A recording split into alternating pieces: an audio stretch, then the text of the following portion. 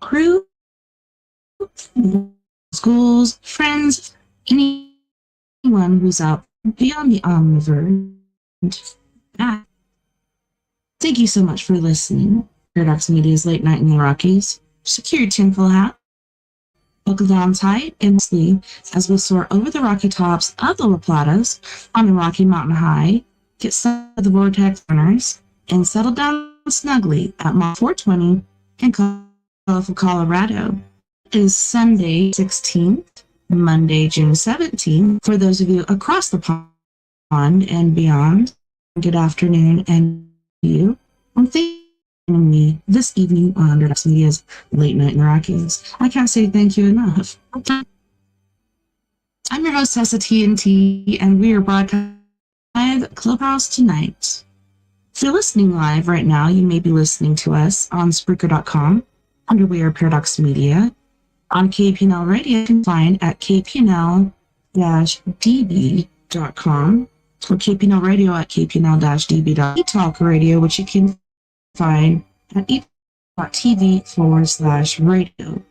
If you like to watch as well as listen, you can find us on Facebook and YouTube and under We Are Paradox Media. If you like to listen to us in your free time, whether you're working it or working out, just tune into wherever you listen to your podcasts. You should be able to find us there. So let me just check my sound really quick. Make sure I'm not close with our music.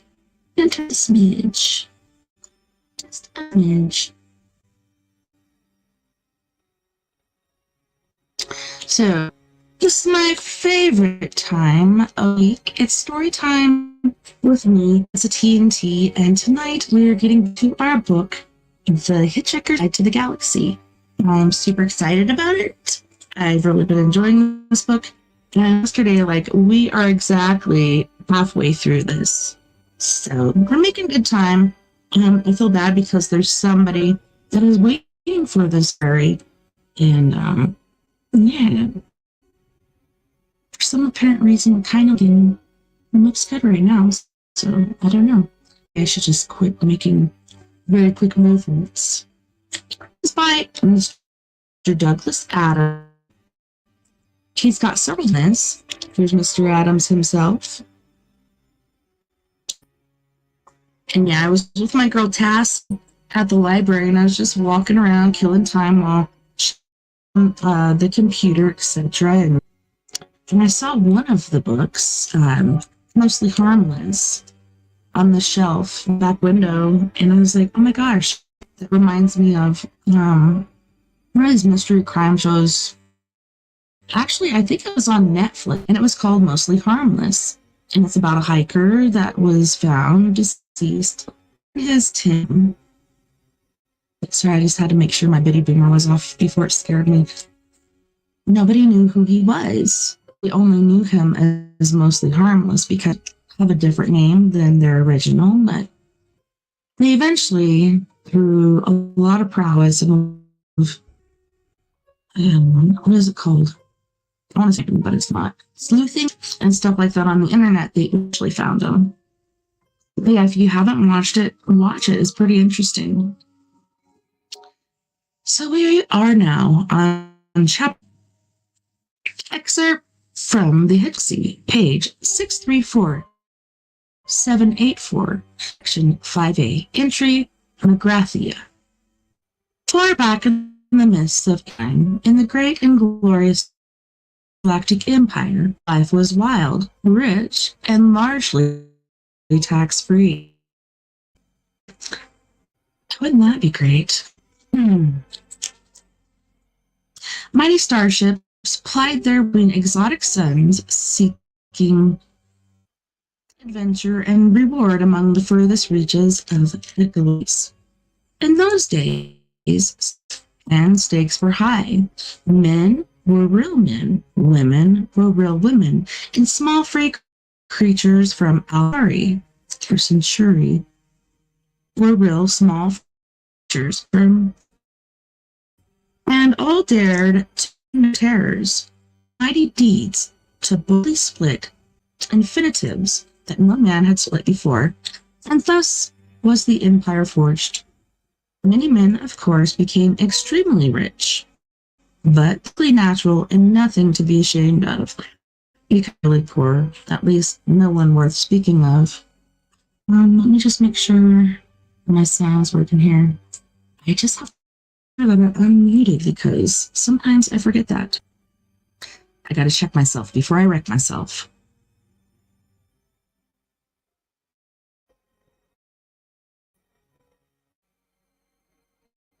So many men, of course, became rich, but this was perfectly natural to be ashamed of because no one was really poor. At least no one worth speaking of. And for all the richest and most successful merchants, life inevitably became rather dull and niggly, and then began to imagine that this was therefore the fault of the worlds that they'd settled on. None of them was entirely satisfactory. Either the climate wasn't right in the latter part of the afternoon, or the day was half an hour too long, or exactly the wrong shade of pink. Thus were created the conditions for a staggering new of specialist industry. Custom-made luxury planet building. The home of this industry was the planet Grathia, where hyperspatial engineers sucked matter through white space to dream gold planets, platinum planets, soft rubber planets with lots of all lovingly made to meet the exacting standards that the galaxy's rich naturally came to expect. But so successful was this venture that Magrathea itself soon became the richest planet of time, and the rest of the galaxy was reduced to abject poverty. So the system broke down, the empire collapsed, and a long, sullen silence settled over a billion hungry worlds, disturbed only by the pin scratching as they labored into the night for smug little treatises on the value of a political economy. Grathia itself disappeared, and its memory soon passed into the obscurity of legend. And these enlightened days, one believes. So I did have to mention whoever's over there on YouTube. I got a new fan, so you can't hear it going. That thing will just go easy. $15, and it's just so much nicer. I'm not sure my boobs. Chapter 16. Arthur woke to the sound of argument and went to the bridge. Ford was about. "You're crazy, Zaphod," he was saying. "Grathia is a myth, a fairy story. It's what parents tell their kids about at night if they want them to grow up to become famous. And that's what we are currently in orbit about," insisted Zaphod. "Look, we can't up this ship. Computer," shouted Zaphod. "Oh, hi there. This is Eddie, your shipboard computer. And I'm feeling just great, guys, and I'm just going to get a bundle of kicks out of any program you care to run through me." Arthur looked inquiringly at Lillian. She motioned him on in, but "Computer," said Zaphod, "tell us what our present—" "A real pleasure, feller," it burbled. "We are currently in orbit at an altitude of 300 miles from the legendary planet of Magrathia." "Proving enough," said Ford. "I wouldn't trust that to I can do that for you." The computer punched out more ticker tape. "I can even work out your reality problems to 10 decimal places, if it will help." Lillian interrupted. "Zaphod," she said, "any minute now, we will be swinging round the daylight side of this planet," adding, "whatever it turns out to be." "Hey, what do you mean that? The planet's where I predicted it would be, isn't it?" "Yes, I know the planet there. I'm not arguing with anyone. It's just that I wouldn't Grathia from any other lump of coming up if you want it." Okay, muttered Zod. "Let's give our eyes a good time. Computer!" "Hi there, what can I—" "Shut up and give us a view of the planet again." A dark, featureless mass once more filled the screens. The planet rolled away beneath them. They watched for a moment in silence, but Zaphod was fidgety with excitement. "We are now traversing the night side," he said in a hushed voice. The planet rolled on. "The surface of the planet is now 100 miles beneath us," he continued.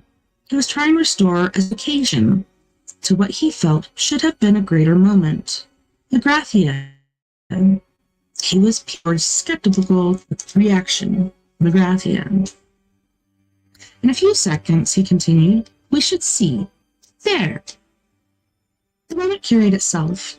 Even the most seasoned star tramp can't help but shiver at the spectacular drama of the sunrise. But a binary sunrise is one of the galaxy. "Hey, Adrian." Out of the utter blackness stabbed a sudden point of blinded light. It crept up by sight in slight degrees and spread sideways. Within seconds, 2 suns were visible, furnaces of light searing the black edge of the horizon with white fire. Spheres of color streaked through the thin atmosphere beneath them. "The fires of dawn," breathed Zaphod. "The sons of Solinus and Ram, or whatever," said Ford quietly. "Solinus Ram," Zaphod. The suns waved space, and a low, ghostly music flinch. Marvin was humming irate because he hated humans. Poor guy. As Ford gazed at the spectacle, excitement burned inside him. Only the excitement of a strange new planet was enough for him to see it as it was. It faintly irritated him that Ford had to impose a Christmas scene to make it work for him. All this Magrathia nonsense seemed juvenile. Isn't it enough to see that a garden is beautiful and to believe that there are fairies at the bottom of it too? All this Magrathia business seemed totally incomprehensible to Arthur. He edged and asked her what was going on. "I only know what Zaphod's told me," she whispered. "Apparently, Magrathia is some kind of legend which no one seriously believes, a bit like Atlantis on Earth. The legends say that Magrathians used to manufacture planets and felt he was missing something important. Suddenly, he realized what it was. "Is there any tea on this spaceship?" he asked. More of the planet was unfolding beneath them as the heart of gold streaked along its orbital path. The suns now stood high in the sky. Pyrotechnics of dawn were over, and the surface of the planet looked bleak and forbidding come light of day. Gray, dusty, and only dimly contoured. It looked dead and cold and crypt, from time to time promising features would disappear on the distant horizon. Ravines, maybe mountains, maybe even cities, but as they approached the line and blur into empty, and nothing would transpire. The planet's surface was blurred by time, by the slow movement of the thin, stagnant air that crept across it century upon century.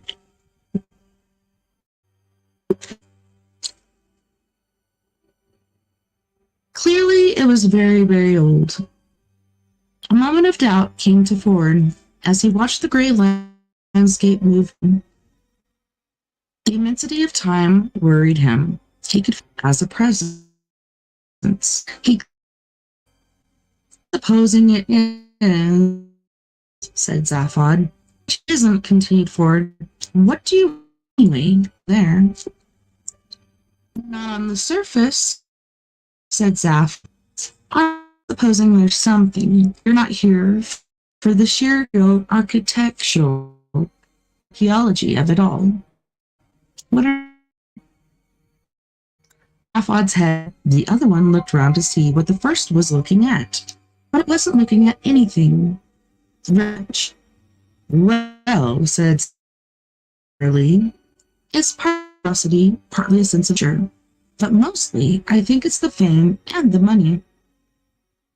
Ford glanced at him sharply. He got a very strong impression that Zaphod hadn't the faintest idea why he was there at all.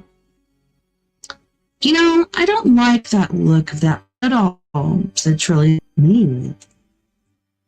I'll take no notice, said Zaphod. With half the wealth of the former Galactic Empire stored on it, somewhere it can afford frumpy. Bullshit, Ford. Even supposing this was the home of civilization, now gone to dust, even supposing a number of exceeding things, that vast treasures of going to be stored, that would still have meaning, he shrugged.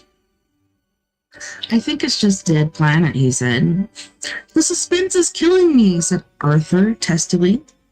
Stress and nervous tensions are now serious in all parts of the galaxy, and it is in order that this situation way exasperated that the following facts will now be revealed in advance. The planet in question is in fact the Legendia. The deadly missile attack shortly to be launched by an automatic defense system will result in the breakage of coffee cups and a mouse cage, the bruising of somebody's upper arm, and the untimely creation and sudden demise of a bull petunias, innocent sperm whale. In order that some sense of mystery be preserved, no revelation will yet be made concerning whose arm sustains the bruise. That may safely be made of suspense, since it is of no significance whatsoever. Chapter 2.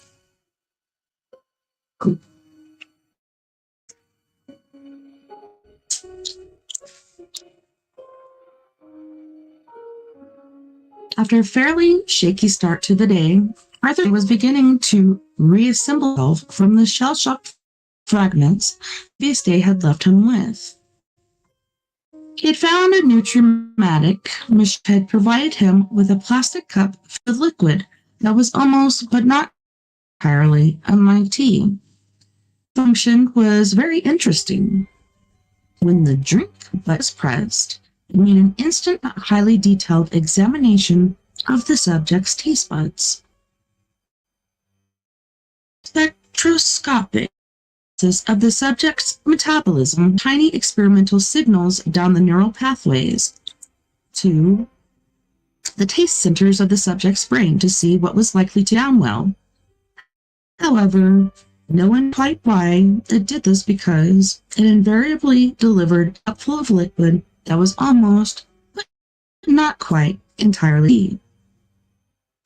The new Dramatic was designed and manufactured by the Sirius Cybernetics Corporation, whose complaints department the major landmasses of the planets in the Sirius Tau star system. Arthur drank the liquid and found it reviving. He glanced up at the screens again and watched a few more 100 miles of barren grayness slide past. It suddenly occurred to him to ask a question that had been bothering him. Is it safe? He said. McGrathia has been dead for 5 million years, said Zaphon. Of course it's safe, and the ghosts will have settled down and raised families, but I didn't even know ghosts had families. At which point a strange, inexplicable thrilled suddenly through the bridge. Annoying, distant fanfare. A hollow, reedy, insubstantial sound. It preceded a voice equally hollow and insubstantial. The voice said, "To you." Someone from Dead Planet was talking to them. Computer! Zaphon. Hi there! What the photon is it? Oh, some 5 million euro. It's being broadcast at us. A what? A recording? Shush, said Ford. It's carrying on. The voice was old, courteous, almost charming, but was underscored with unmistakable menace. The recorded announcement, it said, as I'm afraid we're all at the moment. The Commercial Council of McGrathia thanks you for your esteemed visit. A voice from ancient McGrathia shouted. Zaphon, okay, said. But regrets, continued the voice, that the entire planet closed for business. Thank you. To leave your name of a planet where you can be contacted. Please speak when you hear the tone. Followed silence. They want to get rid of us, said Trillian nervously. What do we do? It was a recording, said Zaphon. We keep going. That computer? I got it, said the computer, and gave the ship an extra kick of speed. They waited. After a second or so came the fanfare once again, and then the voice. We would like to assure you that as soon as our business is resumed, announcements will be made in all fashionable zines and color supplements, and our clients will once again be able to select from all that's best in contemporary geography. Yes, and the voice took on a sharper edge. Meanwhile, we thank our clients for their kind interest and would ask them to leave now. Arthur looked round the nervous faces of his companions. I suppose we'd better, hadn't we? He suggested. Absolutely nothing to be worried about. Then why is everybody so tense? They're just interested, shouted Zaphon. Computer, start a descent into the atmosphere and prepare your landing. This time, the fare was quite perfunctory, voice, now distinctly cold.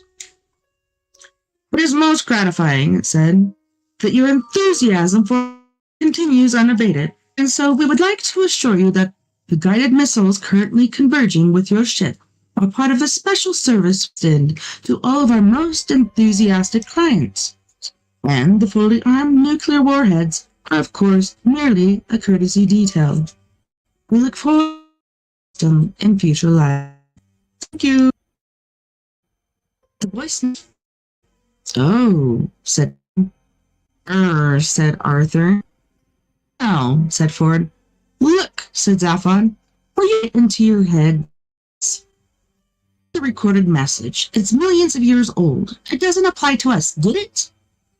What? Said Trillian quietly. About the missiles. Missiles? Don't make me laugh. Ford Zaphon on the shoulder and pointed at a rear screen. Clear in the distance behind them, 2 silver darts were climbing through the atmosphere of the ship. A quick change of magnification focus.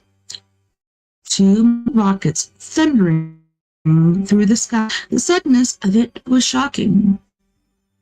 I think they're going to have a very good try at applying to us, said Ford. Safad stared at them in astonishment. Hey, this is terrific, he said. Someone down there is trying to kill us. That's so exciting. Terrific, said Arthur. But don't you see what this means? Yes, we're going to die. Yes, but apart from that, it means we must be onto something. How soon? Off it. Second by second, the image of the missiles on the screen turned. It had swung round now onto a direct course, so that all that could be seen now was the warheads head-on. As a matter of interest, said Trillian, what are we going to do? Said Zaphod. Is that all? Shouted Arthur. No, we're also going to take evasive action, said Zaphod, with an access of panic. Computer, what evasive action can we? I'm afraid, guys, computer. Or something, said Zaphod. And he said, there seems to be something jamming my guidance systems, explained the computer brightly. At minus 45 seconds. Please call me Eddie to relax. Zaphod tried to run in several equally decisive directions simultaneously. He said, we've got no control of this ship. Can you fire? Asked Ford pleasantly. No. You? No. Trillian? Nope. And said Zaphod, relaxing. But together. I can either, said Arthur. He felt it was time. He began to assert. I'd that, said Zaphod. Hey, computer. I want full manual control now. You got it, said the colonel. Several large desk panels slid open, and banks of control consoles sprang up out of them, showering the crew with bits of expanded polystyrene packaging and balls of rolled-up cellophane. These controls had never been used before. Zaphod stared at them wildly. Okay, Ford said. Full retro thrust at 10 degrees starboard or so. Goodbye, computer. Impact minus seconds. Ford lead the controls. A few of them made any immediate sense to him, so he paused. The shook and screamed as its guidance rocket jets tried to push it away simultaneously. He released half of them, and the ship spun round in an arc and headed back the way it had come, straight toward the oncoming missiles. Air cushions ballooned out of the walls in an instant as everyone was thrown against them. For a few seconds, the inertial forces held them flattened and squirmed from beneath, unable to move. Zaphod struggled and pushed in manic desperation, and finally managed a savage kick at a small lever that formed part of the guidance system. The lever snapped off. The ship twisted sharp and rocketed upward. The crew were hurled violently back across the cabin. Ford's copy of the Hitchhiker's Guide to the Galaxy smashed into another section of the control console, with combined result that the guide started to explain to anyone who cared to listen about the best ways of smuggling Antarian parakeet glands out of the antares. Antarian parakeet stuck on a small stick, the revolting but much sought-after cocktail delicacy. And very large sums of money are often paid for them by very rich idiots who want to impress other very rich idiots. And the ship suddenly cried like a stone. Reports more or less at this moment that one of the crew sustained a nasty bruise to the upper arm. H.A., good evening, happy Father's Day.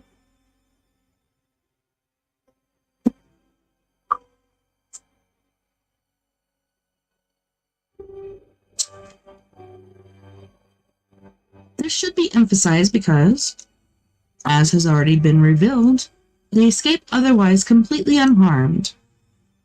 And the deadly nuclear missiles do not eventually hit the ship. The safety of the crew is absolutely assured. Impact minus seconds, guys, said the computer. Then turn the bloody engines back on, Bullafon. Oh, sure thing, guys, the computer. With a subtle roll cut back in, the ship smoothly flattened out of its dive and headed back toward the missiles again.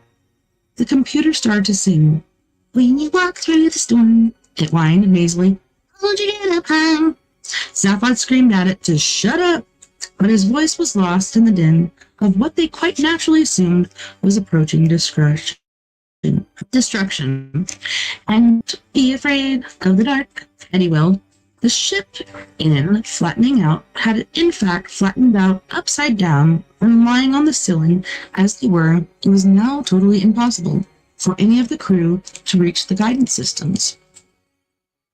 At the end of the storm, crooned Eddie, the two missiles loomed massively on the screens as they thundered toward the ship. It is a golden sky, but by the extraordinarily lucky chance that had not yet fully corrected their flight paths to that of the erratically weaving ship and passed right under it. Sweet silver song of the lark. Time. 15 seconds, fellas. Walk under the wind. The missiles banged round in a screechy arc and plunged back in pursuit. This is it, said Arthur, watching them. We are now quite definitely going to die, aren't we? I wish you'd stop saying that, shouted Ward. Well, we are. Yeah. Through the rain, sang Eddie. The thought struck Arthur. He shrugged and struggled to his feet. Why doesn't anyone turn on this improbability, he said. We could probably reach that. What? Are you crazy? Said Zaphod. Without proper programming, anything could happen. Does that matter at this stage? Shouted. Though you'd be tossed and blown, sang Eddie. Arthur scrambled up onto the one of the excitingly chunky molded contouring, where the curve of the wall met the ceiling. Walk on with hope in your heart. Anyone know why Arthur can't turn on the improbability drive? Shouted Trillian. I'm gonna walk alone. Impact minus 5 seconds. It's been great knowing you guys. God bless. You'll never walk alone. I said, yelled Trillian. Does anyone know? The next thing that happened was a mind-mangling explosion of noise and light. Chapter 18. And the next thing that happened after that the Heart of Gold continued on its way perfectly normally with a rather fetchingly designed interior. It was somewhat larger and done out in delicate pastels of green and blue. In the center, a spiral staircase, leading nowhere in particular, stood in a spray of ferns and yellow flowers, and next to it a stone sundial housed the main computer terminal. Cunningly deployed, lighting and mirrors created the illusion of standing in a laboratory overlooking a wild stretch of exquisitely manicured garden. Around the periphery of the conservatory area stood marble-topped tables on beautiful broad. As you gazed into the polished surface of the marble, the vague forms of instruments became visible, and as you touched them, the instruments materialized instantly under your hand. Looked at from the correct angles, the mirrors appeared to reflect all the required data readouts. Clear where they were reflected from, it was in fact sensationally beautiful. Relaxing in a work sun chair, Claude Beeblebrock said, "What the hell happened?" "Oh, I was just saying," said Arthur, lounging by a small fish pool. "There's this improbability drive here." He waved at where there was a potted plant there now. "But where are we?" said Ford, who was sitting on the spiral staircase, a nicely chilled pan-blaster in his hand. "Exactly where we were, I think," said Trillian. As all of them, we showed them an image of the blighted landscape of McGrath, which was scooted along beneath him. Out of his, then once to the missiles, he said, a new and astounding image appeared in the mirrors. They would appear, said Ford, to have turned into a bowl of petunias and a very surprised-looking will.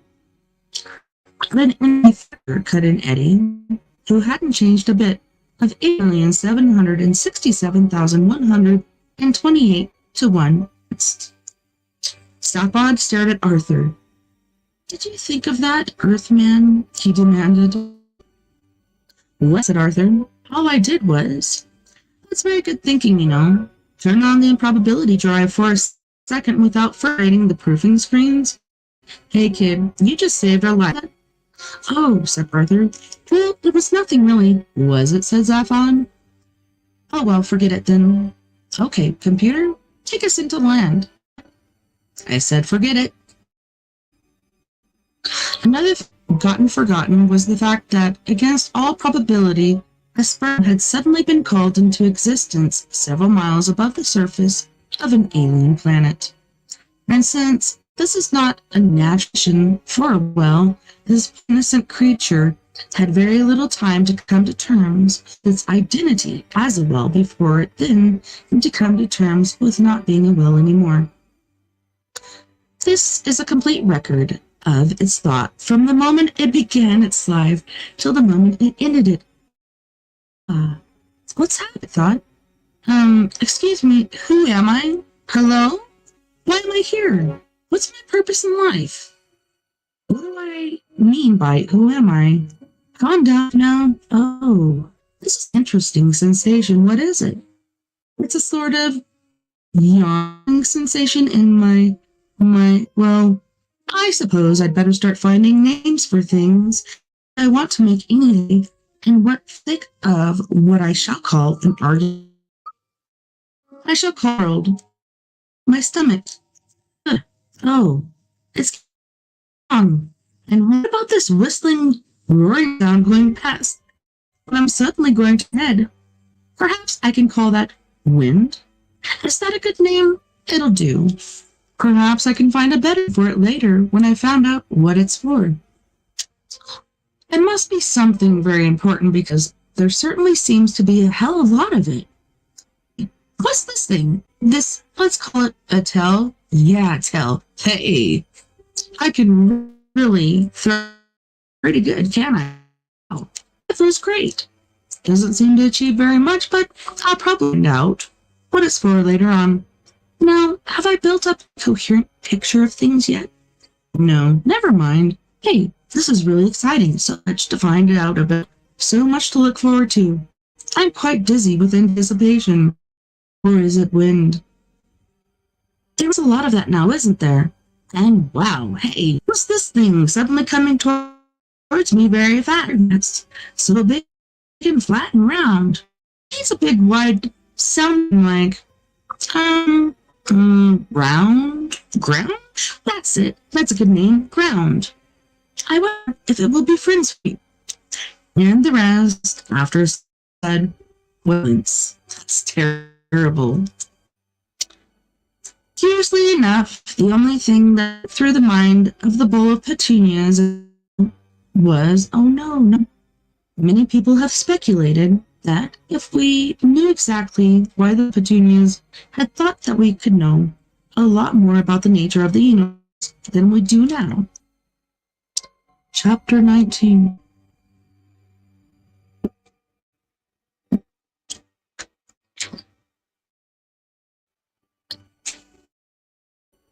Are we taking this? Said Ford, looking with distaste. An awkward, hunched posture in the corner under a small palm tree. Zaphod glanced away at screens, which presented a view of the blighted landscape on which the Heart of Gold had now landed. Oh, the paranoid android. Yeah, we'll take him. But what are you supposed to... Manically depressed robot? You've got problems, said Marvin, as if he was in a newly occupied coffin. What are you supposed to do if you are a manically dressed robot? Don't bother to answer that. I'm 50,000 times more intelligent than you. And even I don't know the answer. It gives me a headache just down to your level. Trillian burst through the door from her cabin. My white mice have escaped, she said. An expression of concern fell across either of Zaphod's faces. Nuts to your white mice. Trillian an upset glare at him and disappeared again. It is possible that her remark would have commanded greater attention had it been generally realized that human beings were only the third intelligent life form present on the planet Earth, instead of, as generally thought by most independent, of second. Good afternoon, boys. The voice was familiar, but oddly different. It had a matriarchal twang. It announced itself to the they arrived at the airway that would let them out on the planet's surface. They looked at each other. It's the computer, explained Zaphod. I discovered it had an emergency backup personality that I thought might work out better. It's going to be your first day out on a strange new planet, continued Eddie's new voice. So, I want you all up, snug and warm. And no playing with naughty bug-eyed monsters. Zaphod tapped impatiently on the hatch. I'm sorry, he said. I think we might be better off with a slide rule. Right, snapped the computer. Who said that? Will exit hatch, please, computer? Trying not to get angry.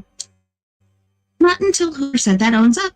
Computer, stamping a few synapses closed. God, muttered Ford, slumpkin.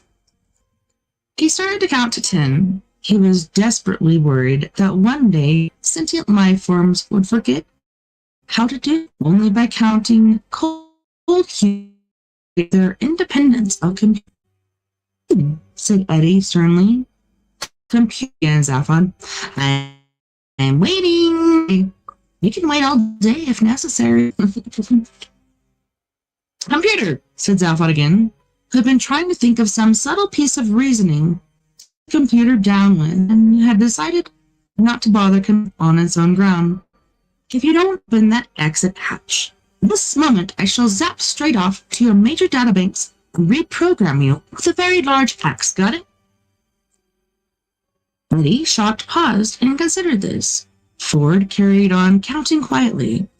This is about the most aggressive thing you can do a computer, the equivalent of going up to a human being and saying, blood, blood, blood. Finally, he said quietly, you can see this relationship is something we're all going to have to work at. And the hatchway opened. An icy wind ripped into them. They hugged themselves warmly on the ramp onto the barren dust of McGrathia. It'll all end in tears now, I know, shouted Eddie after them and closed the hatchway. A few minutes later, he opened and closed the hatchway again in response to a command that caught him entirely by surprise. Chapter 20. 5 figures wandered slowly over the blighted land. Bits of it were dullish gray, bits of it dullish brown. The rest of it rather less interesting to look. It was like a dried-out marsh, now barren of all vegetation and covered with a layer of dust about an inch thick. Claude was clearly rather depressed about it. He stalked off by himself and was soon lost to sight behind a slight rise in the ground. The stung Arthur's eye and ears. The stealth in air clasped his throat. However, the thing that was his mind. It's fantastic, he said, and his own voice rattled his ears. Sound carried badly in this thin atmosphere. Desolate hole, if you ask me, said Ford. I could have had more fun in glitter. He felt a mounting irritation of the planets in all the star systems of all the galaxy, many wild and exotic seething with life. Didn't he just have to turn up, jump like this after 15 years of castaway? Not even a hot dog stand in evidence? He stooped down to the cold clod of earth, but there was nothing underneath it worth crossing just to look at. No, insisted Arthur, don't you understand? This is the first time I've actually stood on the surface of another planet, a whole alien world.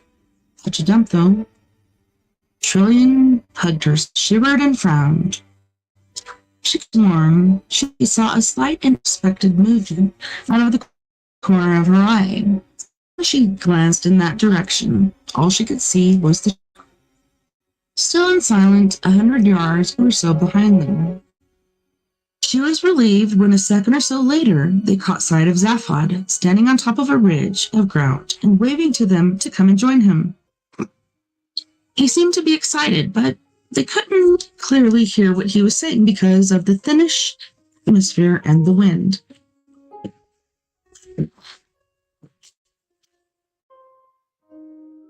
As they approached the ridge of higher ground, they became aware that it seemed to be circular, a crater about 100 feet wide. On the outside of the sloping ground was spattered with black and red lumps. They stopped and looked at a piece. It was wet. It was rubbery.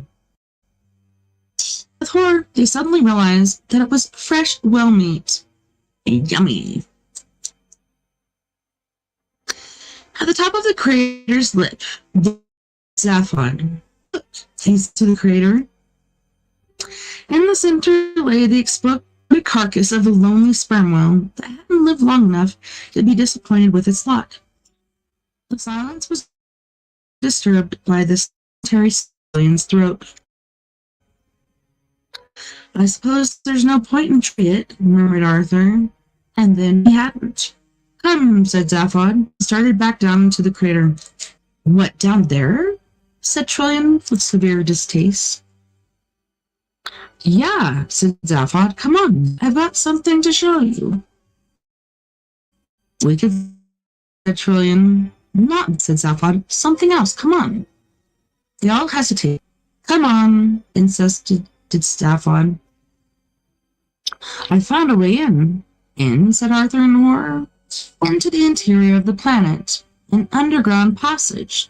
The force of the whale's impact, and that's where we have to go, where no man has trod these 5 million years into the very depths of time itself. Marvin started his ironic humming again. Zaphod hit him, and he shut up. Of disgust, they all followed Zaphod down the incline into the crater, trying very hard to avoid looking at its unfortunate creator. Life, said Marvin dolefully. Loathe it or it, you can't like it.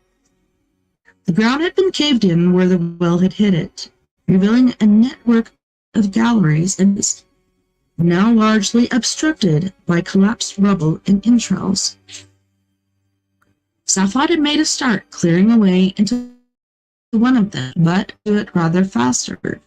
Air waved it out of its dark recesses, and as Zaphod shone a flashlight into it, little was visible in the dusty gloom. According to the legend, the McGrathians lived most of their lives. Why is that? Said Arthur. The surface become too polluted or overpopulated? No, I don't think so, said Zaphod. I think they just didn't like it very much. Sure you know what you're doing, said Trillian, peering in the darkness. We've been ready, you know. And I promise you that the live population of this planet is nil plus. So come on, let's get on there. Hey, Earthman. Arthur, said Arthur. Yeah, could you just sort of keep this and guard way, okay? Guard, said Arthur. You just said there's no one here. Yeah, well, just for safety, okay? Said Zaphod. Who? Fine. Good lad. Okay, here we go. Sapphire scrambled down into the bath, followed by Trillian and Ford.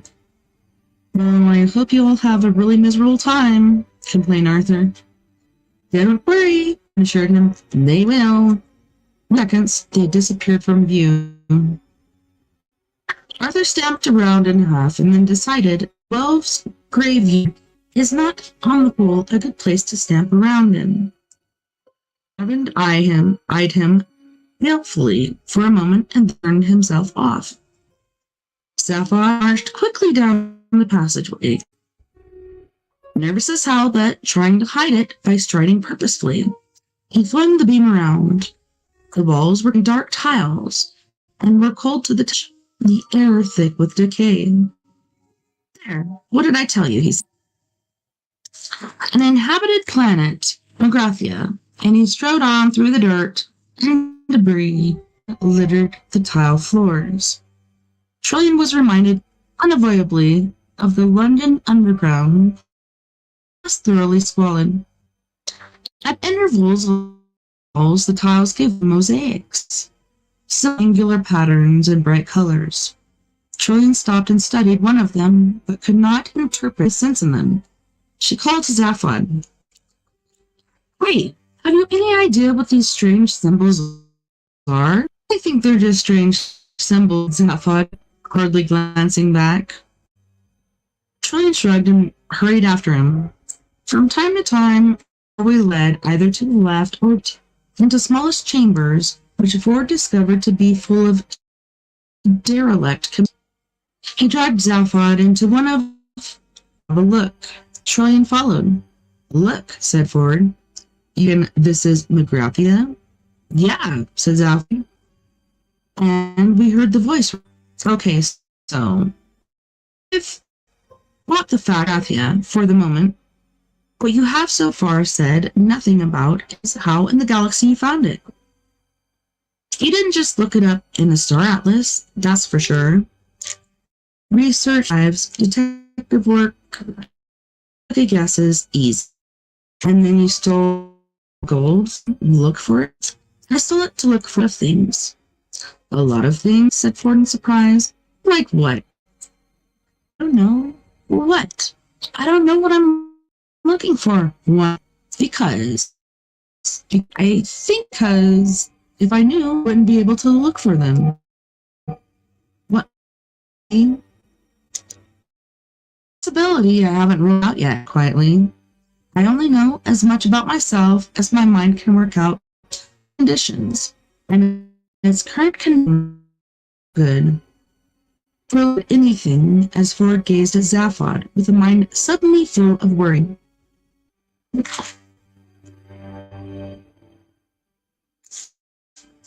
Listen, friend, if you want to, started Ford, eventually.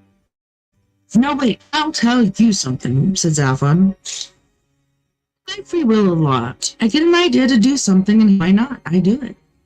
I reckon I'll become president of the galaxy, and it just happened. It's easy. I decide to steal this ship. I decide to look for McGrath, and it all just happens.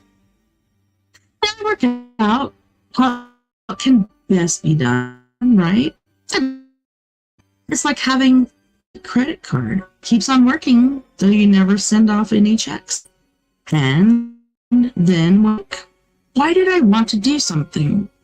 How did I work out how to do it? I get a very strong desire just to stop thinking about it. Like I have now. It's a big effort to talk about it. Zaphod paused for a while. For a while, there was silence. Then he frowned and said, Last night, I was worrying about this again, about the fact that part of my mind just didn't seem to work properly. What occurred to me seemed was that someone else was using my mind to have good ideas with, without telling me about it. I put the two ideas together and decided that maybe that somebody had locked off part of my mind for that purpose, which was why I couldn't use it.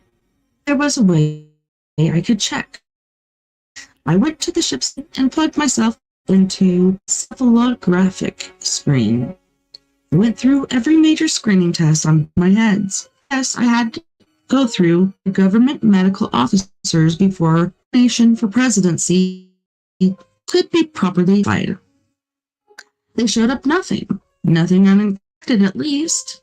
They showed that I was clever, imaginative, irresponsible, trustworthy, nothing you couldn't have guessed, and no other. So I started inventing further tests, completely at random.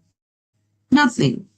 I tried imposing the result from one head with the result from the other. Still nothing. That's silly because I'd given it up as nothing more than an attack of paranoia. Last thing I did before I packed it was take the superimposer and look at it through a green filter. You remember I was always superstitious about the color green when I was a kid. I always wanted to be a pilot. The trading scouts spotted. And there it was, said clear as day, in the middle of both brains, related only to each other and not to anything else around them, summarized all the synapses, and electronically traumatized those two lumps of bellum. Ford stared at him aghast. Sean had turned white. Somebody did that to you? Whispered Ford. Yeah. But have you any idea who or why? Why, I can only guess, but I do know who the bastard. You know? How do you know? Because they left their initials burned into the cauterized synapses. Left them there. Ford stared at him in horror and felt his skin begin to crawl. Initials? Your brain? Yeah. Well, what were they for, God's sake? Safa looked at him in silence again for a moment. Then he looked away. He said quietly.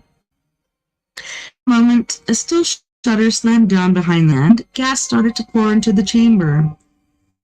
I'll tell you about it later, Chuck, as all three passed out. Dang. His initials. Zaphod, whatever his name is. Anyways, on that note, boys and girls, we are going to go to our first music break on the Mr. Jeff Hilliard with his group. Well, I guess it's just Jeff. He doesn't really have a band name, but they're from Los Angeles, California. And they'll be singing Consensual Sex Man, Finger Bang Your Day, Tude, Cop the Hills, and Silicone Wave You Day. Guys, don't go anywhere. We'll be right back after this music break. Do you wanna go for sensual sex? Do you wanna go for a ride? You like it sensual sex. Let me take you far away from all this between our love, like a pair of doves flying high above, where nothing can touch us. Touching softly, don't let me let you go. This is eternity with me.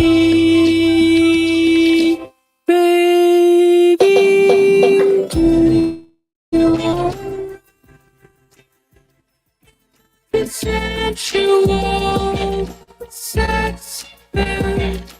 Do you wanna go for a ride? It's sensual sex, man. You don't have to be.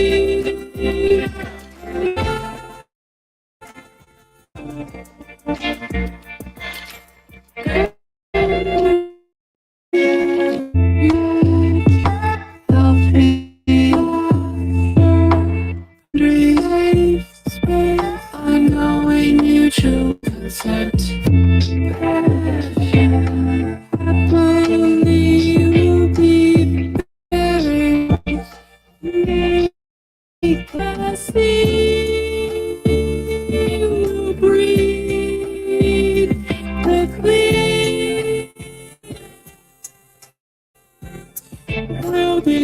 living and loving forever.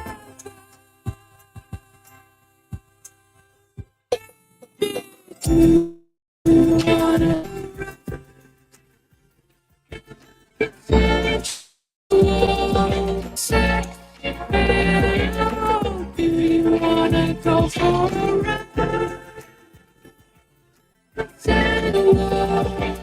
Sexy man, you have to be.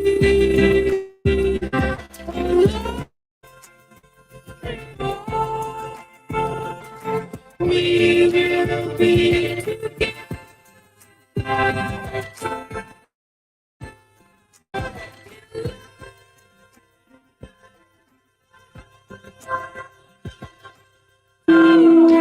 Go for a ride in my cathedral.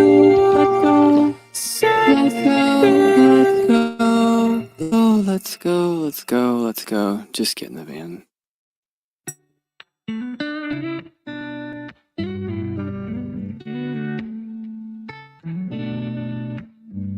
When your life is a never-ending train wreck, and you feel like you're drowning in a sea of regret, with the boot of a pen pressing down on your neck, it hurts so bad.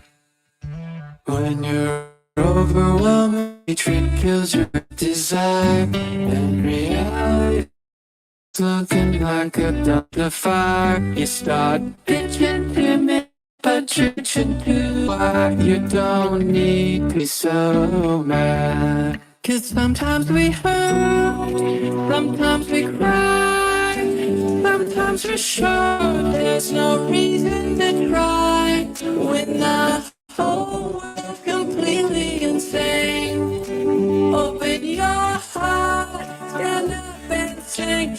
I'm gonna bang my day, yeah. I've been bang my day, that's right. You gotta make the choice to give it all you've got, and make your day long with pleasure, really make it hot. Because your day deserves a lover that pulls out the stops. Come on, it's not so. Sometimes you cry, sometimes you show. There's no reason to cry when the world's our face. What else could we do but stand up and say, I'm gonna finger bang my day, yeah, finger bang my day.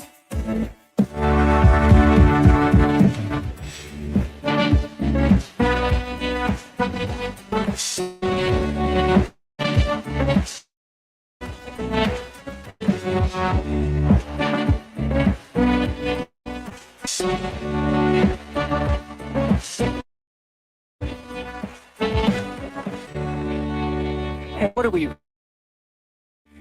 We can't live in has this much hate. We have to get on ourselves. We have to take stock our part is in all of this madness, to let go. And we focus on giving love, setting that intention. And each one of us gets up every day with the intention to give love. And we do it. We go out there and give love every single day. Each of us gets out there and makes love, giving our orgasm. Perhaps we hurt. We should know right when now it's getting.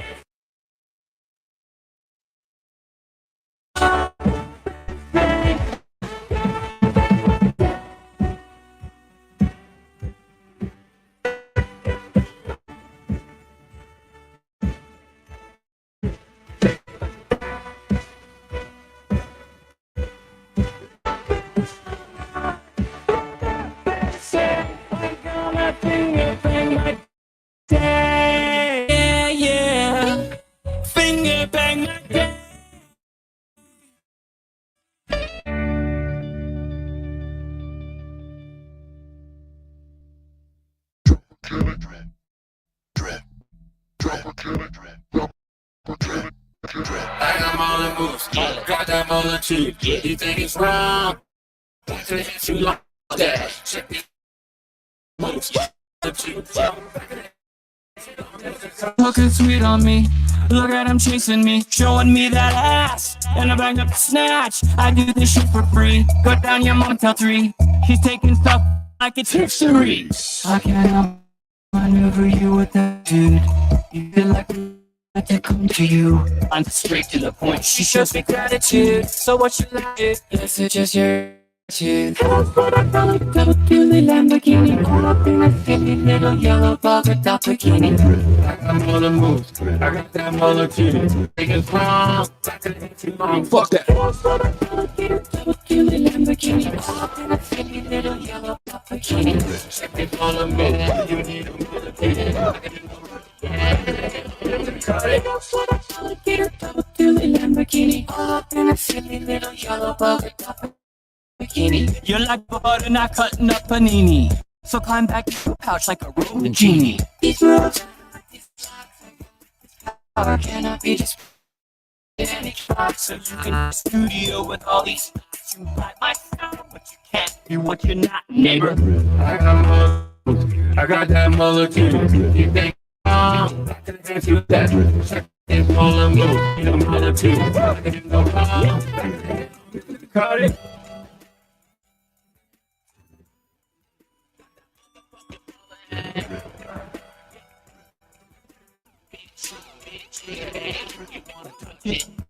Yeah. Next time come around here with your bitch ass. Just remember how my blood makes your hoes pussy drip, drip, drip. Got that molecule. You think it's wrong? Fuck that. Moves. Never gonna cut it.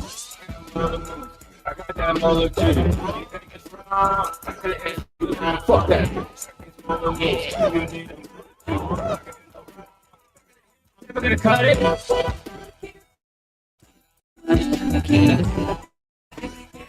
Cut it.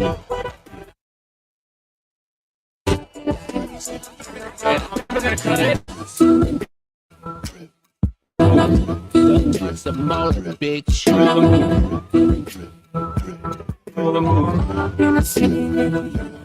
Never gonna cut it.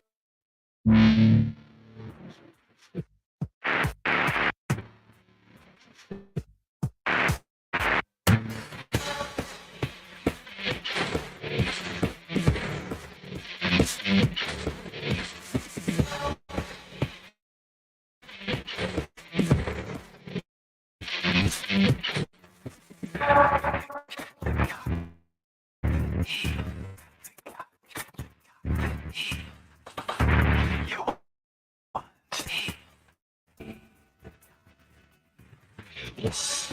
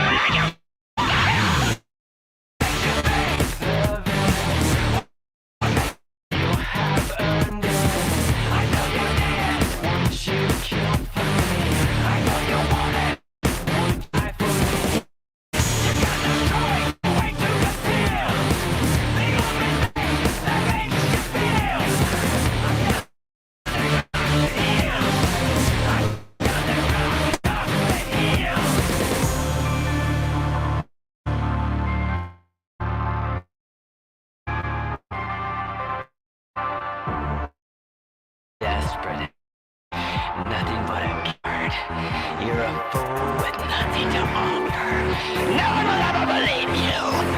They see you for what you are. You're just a fraud, a shell of a person. And now the marvelous fears of attitude, the demons that love you, leave you to the doctor of the way. I am the son of a...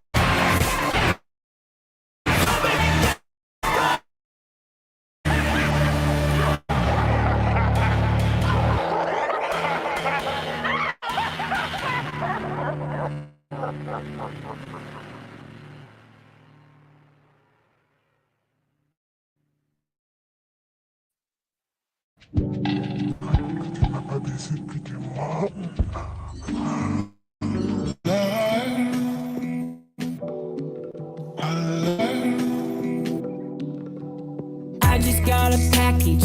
I can't wait. I spent all day tracking the shit my phone, all that she was lacking. I ordered custom. I could get some, take it to the bedroom. She's always nagging. Now I got the air. I send it packing, going my way. I have a new attraction. Don't care what you say, it's in every way. Now baby, it's time to play. We're gonna make us a tape and show them the way. Cause I'm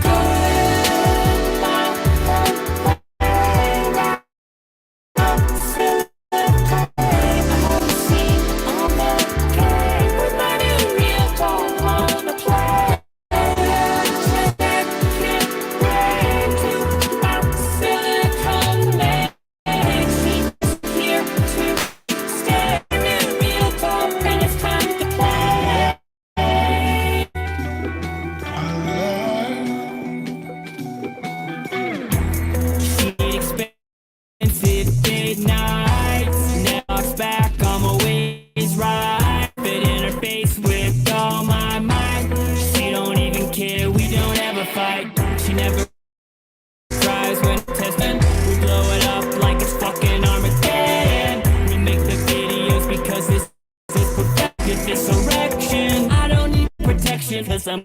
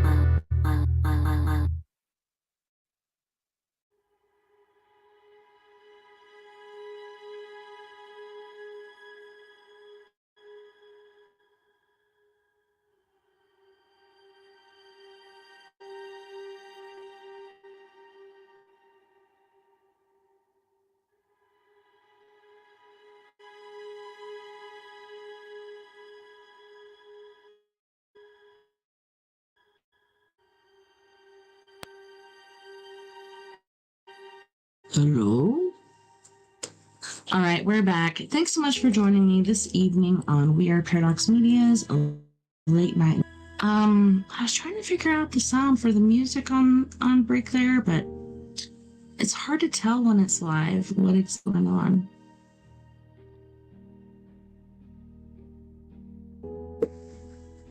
Okay, I think I got the music as far as background music. I don't know. I'm wondering because over here, I don't know, when I doubt what the live feed is on my phone or whatever, it just sounds like it's all kind of jagged and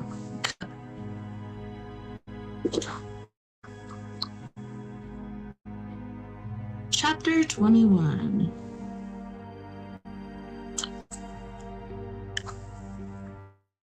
On the surface of Arthur won and moodily. Ford had thoughtfully written his copy of The Hitchhikers Galaxy to while away the time with. He pushed a few at random. Hitchhikers Galaxy is a very evenly edited book and contains many passages that simply seemed to its editors like a good idea then.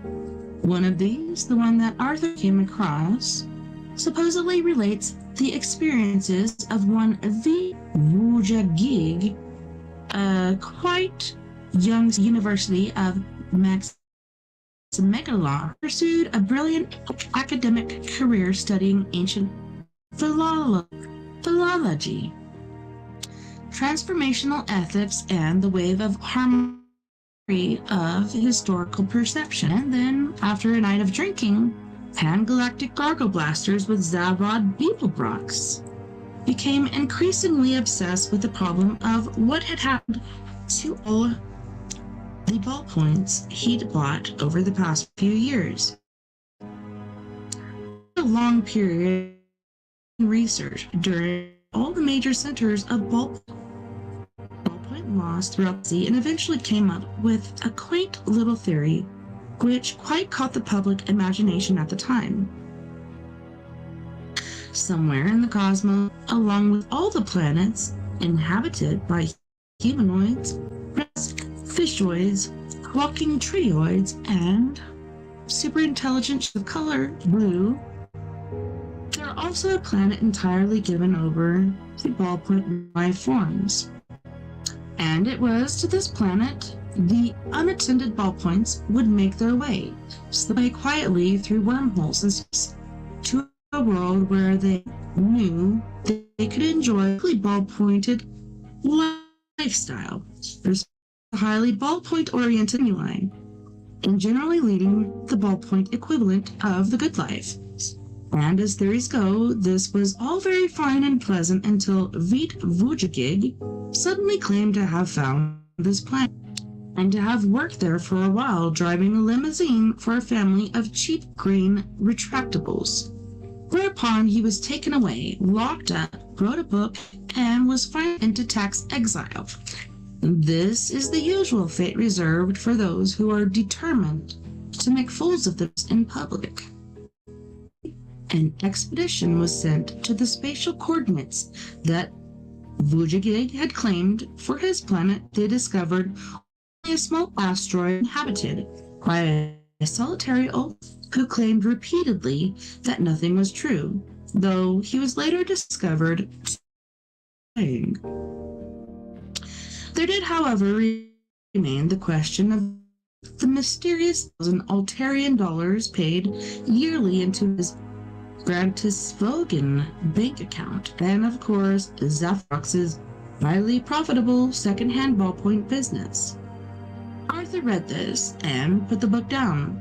The robot still sat there, completely. Arthur got up and walked to the top of the crater. He walked around the crater. He watched two set magnificently of Grathia. He went back down into the crater. He woke the robot up because even a maniacally depressed robot fought to the nobody. Night's falling, he said, robot. The stars are coming out. From the heart of a dark nebula, it is possible to see very few stars. and only very faintly, but were there to be seen. He obediently looked at them, then looked back. "I know," he said. "Wretches." But the sunset, I've seen anything like it in my wildest dreams. The two suns. It was like mountains of fire blowing into space. I've Marvin. It's rubbish. We only ever had the one sun at home, observed Arthur. I came from a planet called Earth, you know. I know, so you keep going on about it. It sounds awful. I know. It was a beautiful... Did it have oceans? "Oh yes," said Arthur with a sigh. "Great, wild, wide, rolling blue oceans." "Can't bear oceans," said Marvin. "Tell me," inquired Arthur. "Do you get on well with other robots?" "Hate them," said Marvin. "Where are you going?" Arthur couldn't bear anymore. He had got up again. I think, he said. "Don't blame you." Marvin and counted 597 billion sheep before asleep again a second later. That's pretty fast counting. Arthur slapped his arms about himself to try and get his circulation a little more enthusiastic. He trudged back up the wall of the... Because the atmosphere was so thin and because there was no moon, nightfall was very rapid, and by now very does of Arthur practically walked in to the old man before he noticed him. Chapter 22. Let me just check, make sure all this stuff is going good. Sound good. Before we go on to the that one look good. Look over here and it's really loud over here on speaker, but it's not going red, so that's okay. This app that I use for ebook is called The Butt. And I was like, "What is this?" I'm like, that's an app I use for e-talk called Butt. The Butt.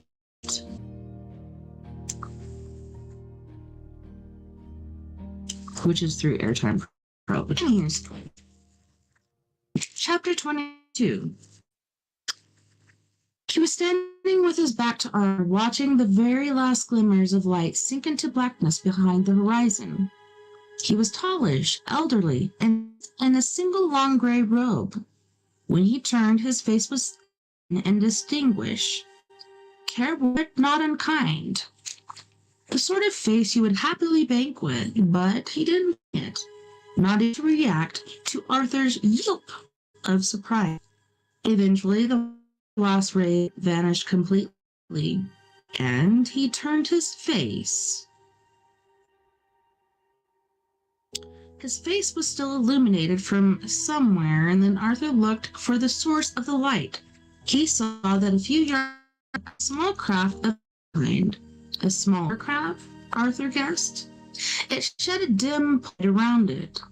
The man looked at Arthur, sadly it seemed. "You choose a cold night at our dead planet," he said. Who are you?" stammered Arthur. The man looked away.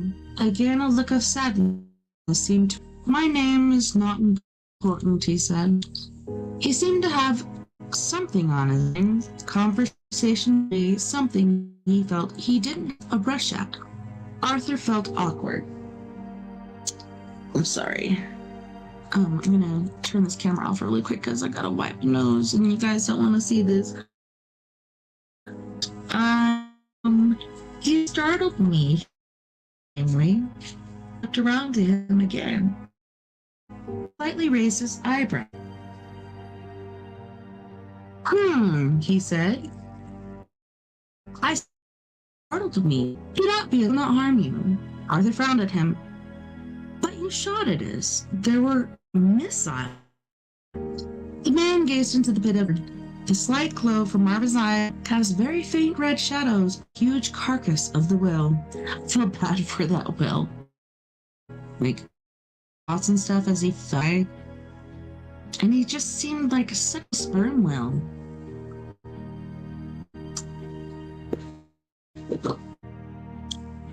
The man chuckled slightly. An automatic system, he said, and gave a smile. Ancient computers ranged in the bowels of the planet tick away the dark millennia, and the ages hang heavy on their dusty databanks. I think occasional pot shot to relieve the monotony. He looked gravely at us. I'm a great fan of science, you know. Oh, really? Said Arthur, who was beginning to find the man's curious, kindly manner disconcerting. Said the old man, and skin. Ah, said Arthur. He had an odd feeling of being like a man in the act of adultery who is surprised when the woman's husband comes into the room, changes his trousers, passes a few idle remarks, and leaves again. You seem ill at ease, said the old man with polite concern. No, well, yes.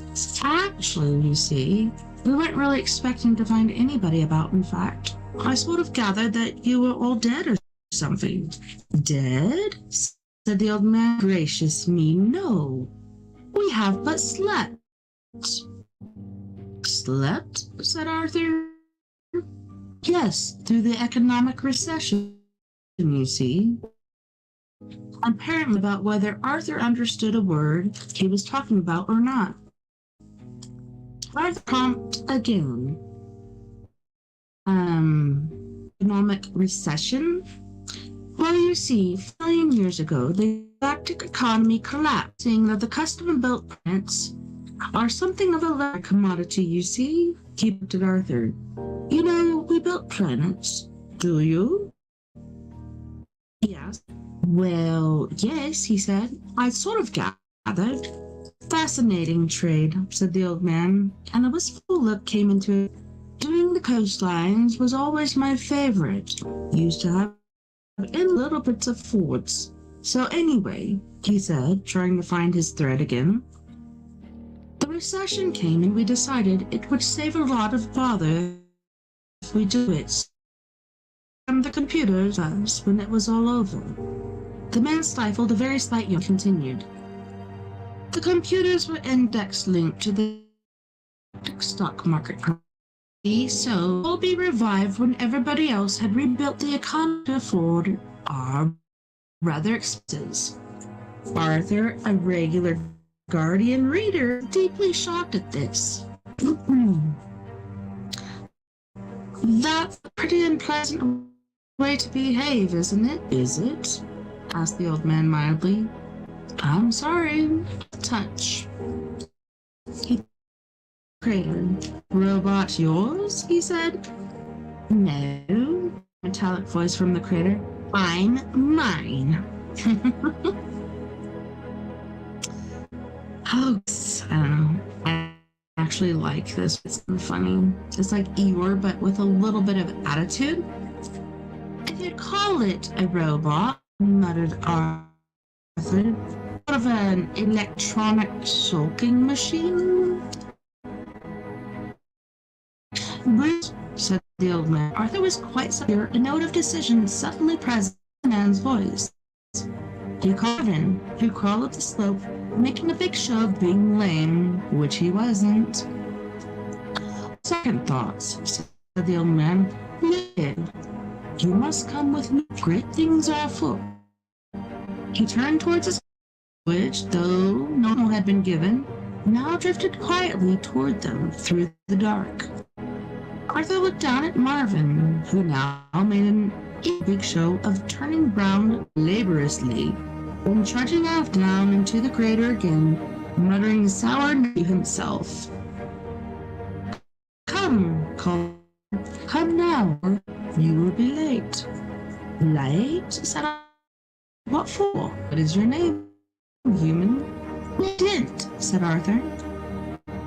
Late as in late dint Arthur dint, said the old man sternly. It's another wistful look into his time. I've never seen I've been good at them myself, but they can be very effective. Arthur just blinked at him. What an extraordinary person, he said. The old man.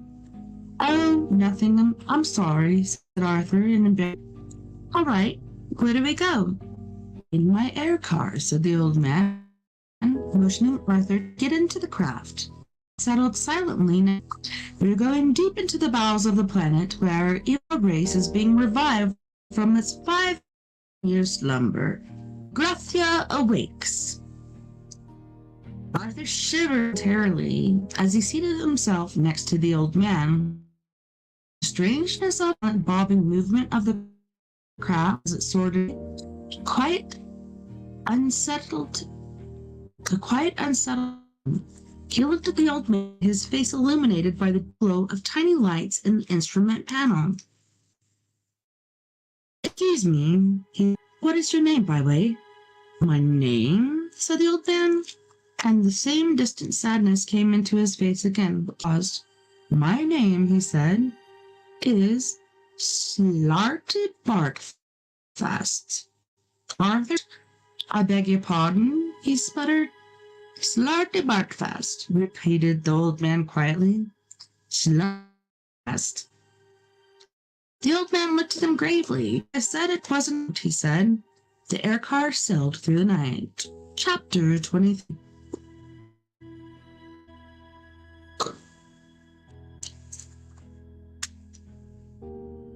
It is an important and popular fact that things aren't always what they seem. For instance, on the planet Earth, man had always assumed that he was more intelligent than dolphins. He conceived much.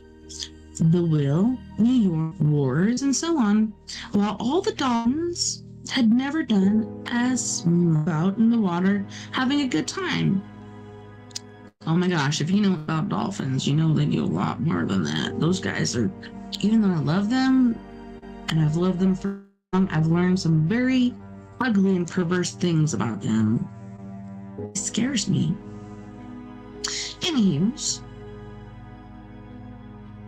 while the dolphin was mucking around in the water having it, conversely, the dolphin always was more intelligent than man for precisely the same reasons.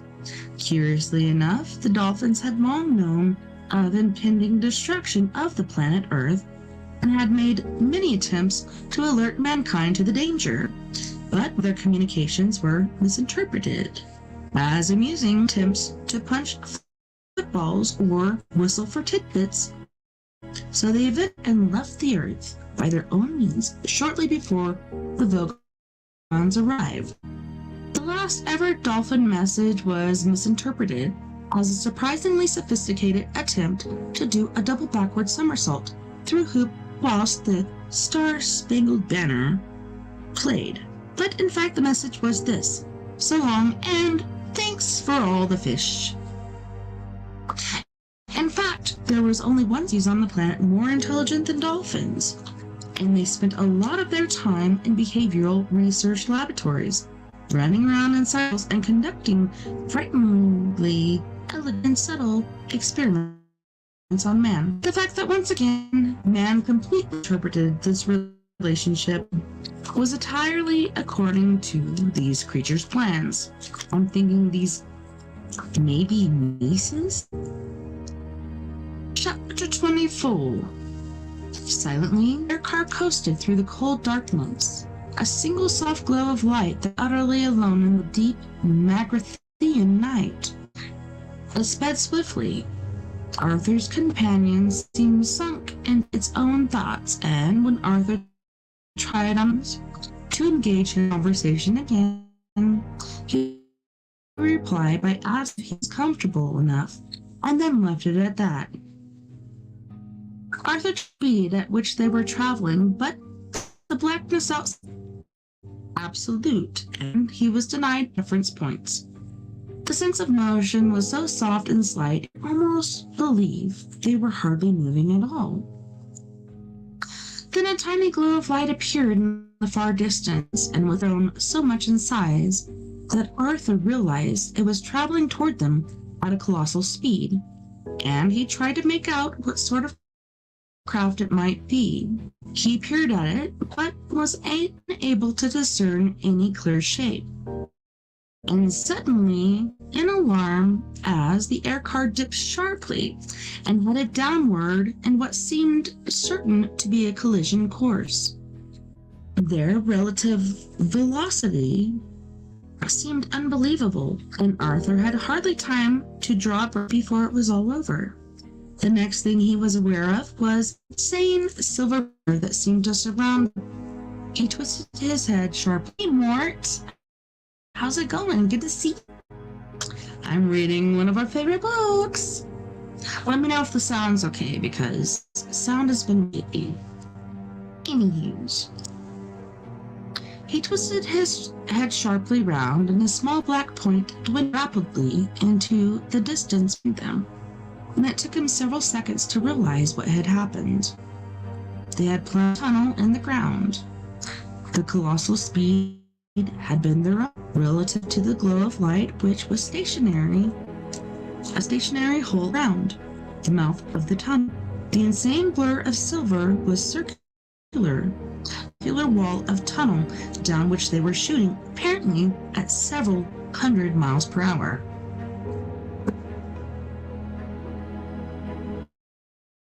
"Oh, flowers, that's so sweet." He closed his eyes in terror. After a length of time, which he made no attempt to judge, he sensed a slight substance in their speed, and some while later became aware that they were gradually gliding to a gentle halt. He opened his eyes again. They were still in the silver tunnel, threading and weaving their way through what appeared to be a crisscross wearing of connecting tunnels. When they finally stopped, it was in a small chamber of curved steel. Several tunnels also had their termini here, and at the farther end of Arthur could see a large hole of dim, irritating light. It was irritating because it played tricks with his eye. It was impossible to focus on it properly or tell how near or far it was. Arthur guessed, quite wrongly, that it might be ultraviolet. Stardy barked fast, turned Arthur with his solemn Earthman. "We are now deep in Magrathia." "How did you know I was an Earthman?" demanded Arthur. "These things will become clear to you," said the old man gently. "At least," he added, with slight doubt in his voice, "better than they are at the moment." He continued, "I should warn you that the chamber we are about to pass through does not literally exist within our planet. It is a little too large. We are about to pass through a gateway into a vast tract of space. It may disturb you." Arthur made nervous noises. He started to bark fast, touched a button, and added, not entirely reassuringly, "It's willies out of me. Hold tight." The car shot forward to the circle of light, and suddenly Arthur had a fairly clear idea of what infinity looked like. It wasn't that. Infinity itself looks flat and uninteresting. Looking up into the sky is looking into infinity. Distance is comprehensible and therefore meaningless. The shape in which the air car emerged was anything but infinite. It was just very, very, very big, so big that it gave the impression of infinity far better than infinity itself. Arthur's senses bobbed and spun as, traveling at speed he knew the air car attained, they climbed slowly through the open air, leaving the gateway through which they had passed an invisible pinprick in the shimmering wall behind them. The wall. The wall defied imagination, seduced it, and defeated it. The wall was so paralyzingly vast and sheer that its top, bottom, and sides passed away beyond the reach of sight. The mere shock of vertigo could kill a man. The wall appeared perfectly flat. It would take the fine laser measuring equipment to... Sorry guys, I have to mute this group again. I hate that I miss it, but trying to do a show here. Oh my gosh, there it goes again. Sorry guys, just give me a favor and I shall mute this. I had to mute it, then unmute it, and figure out how to do this really quick. Oh, mute, there it is. Mute for, let's say, an hour. That'll work. Alrighty then. Yeah, I love these guys. Damn. During my show, they always in, and then when I try to get in after my show, nobody's there. Need it. And at the same time, you get it.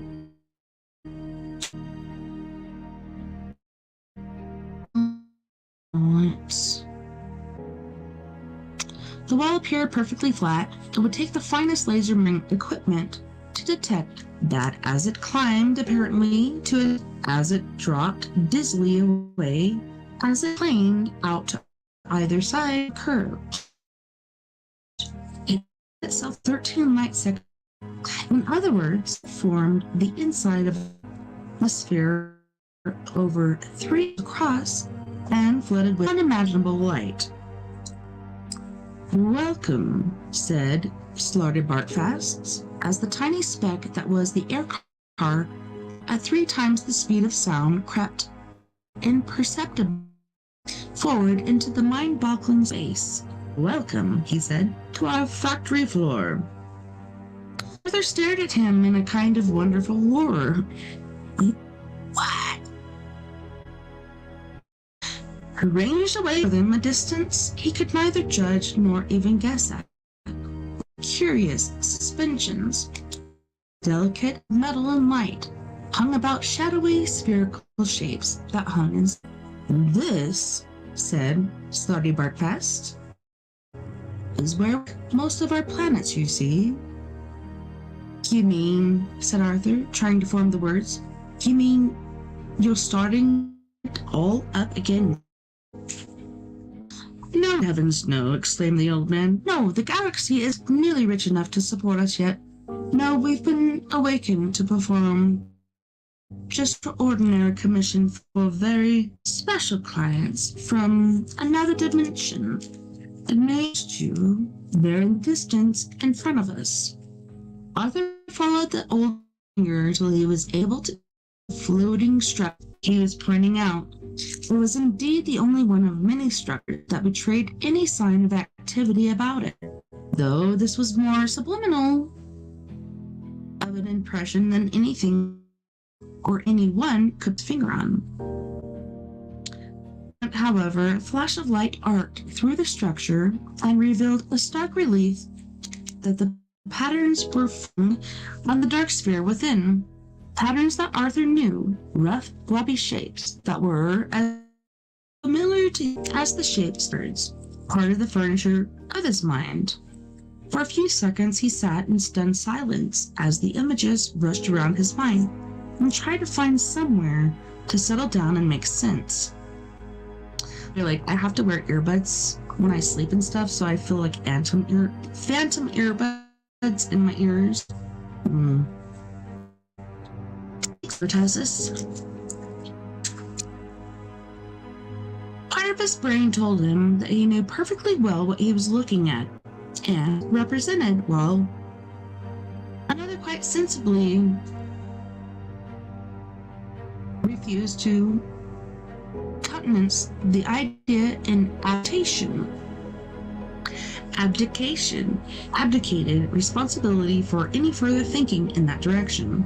The flash came again, and this time there could be no doubt. "The Earth?" whispered Arthur.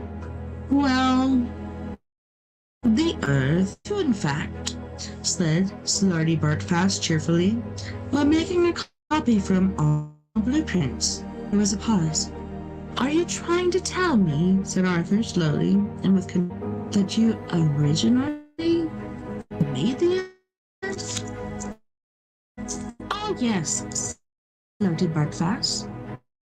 Did you ever go to a place in Norway? No, said Arthur. Pity, said Slarty Bartfast. That was one of mine. Won an award, lovely crinkly edges. I was most upset to hear of it. You were upset? Yes, 5 minutes later wouldn't have mattered so much. It was quite a shocking cock-up. Huh, said Arthur. The mice were furious. The mice were furious? Oh, yes, said the old man mildly. Yes, well, so I expect we're the dogs and cats.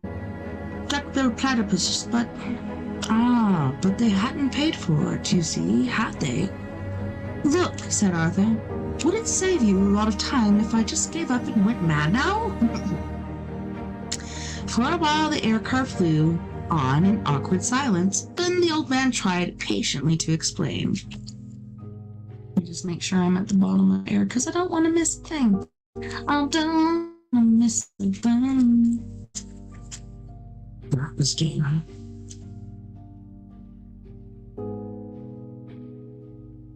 Mice, he said. Indeed, Earthman. Look, sorry we are talking about the little white furry thing with the cheese fixation and women standing on tables screaming in early 60s sitcoms.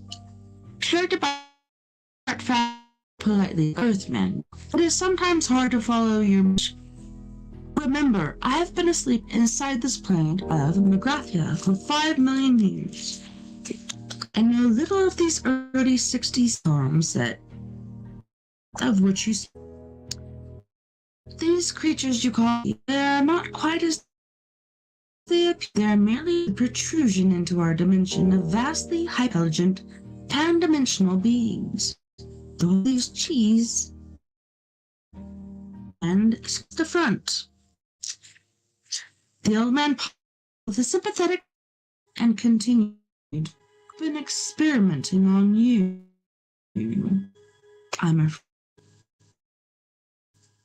about this for a second and no, he said. I see the source of the misunderstanding. You see, what happened was that we used to do experiments on them. They were often used in behavioral research, Pavlov and all this sort of stuff. So what happened was would be sex tests and learning to run around mazes and things so that the whole nature thus could be examined. From our observations of their behavior, we were able to learn all sorts of things about Brother's voice trailed off. Such setup-ly, says the latter Bart. One has to admire it. What? Said Arthur. How better to disguise their real natures and how better to guide your thinking. Suddenly running down a maze the wrong way, eating the wrong bit of cheese unexpectedly, dropping dead of this. The cumulative effect is enormous. He paused for a You see, Earthman, they really are particularly clever, hyper-intelligent, pan-dimensional beings. Your planet and people have formed the Matrix, with an organic computer running a 10 million year research program. Let me tell you the whole story. Take a little time. Time? Said Arthur. Is not currently one of my problems. 99 problems, ain't that bitch? Just kidding. Man, we're into this next chapter. I know we have to, so I'll go a little bit further. Chapter 25. We're doing pretty good. We were halfway. This is how I'm left now. We're getting there. There are, of course, memes connected with life, of which most popular are Why are people poor? Why do they die? They want to spend so much of the intervening time where watches. Many millions of years ago, a race of hyper-intelligent, pan-dimensional beings who physical manifestation and their own pan-dimensional universe is not to our own, got so fed up with the constant bickering about the meaning of life, which used to interrupt their favorite pastime of Rocky and Ultra Cricket, a curious game which involved suddenly hitting people for no readily apparent reason and then running away. I think I've seen that on, is it called Twitch or Kick? I think it's Kick, yeah. That's where that happens. Not good. But they decided to sit down and solve problems once and for all. And to this end, they built themselves a stupendous computer, which was so amazingly intelligent that even before its databanks had been connected up, it had started from I think therefore I am, as far as deducing the existence of rice pudding and income tax before anyone managed to turn it off. It was the size of a little city, and its main console was installed in a special executive office mounted on an enormous executive desk of finest ultra mahogany with rich ultra red leather. Oh my.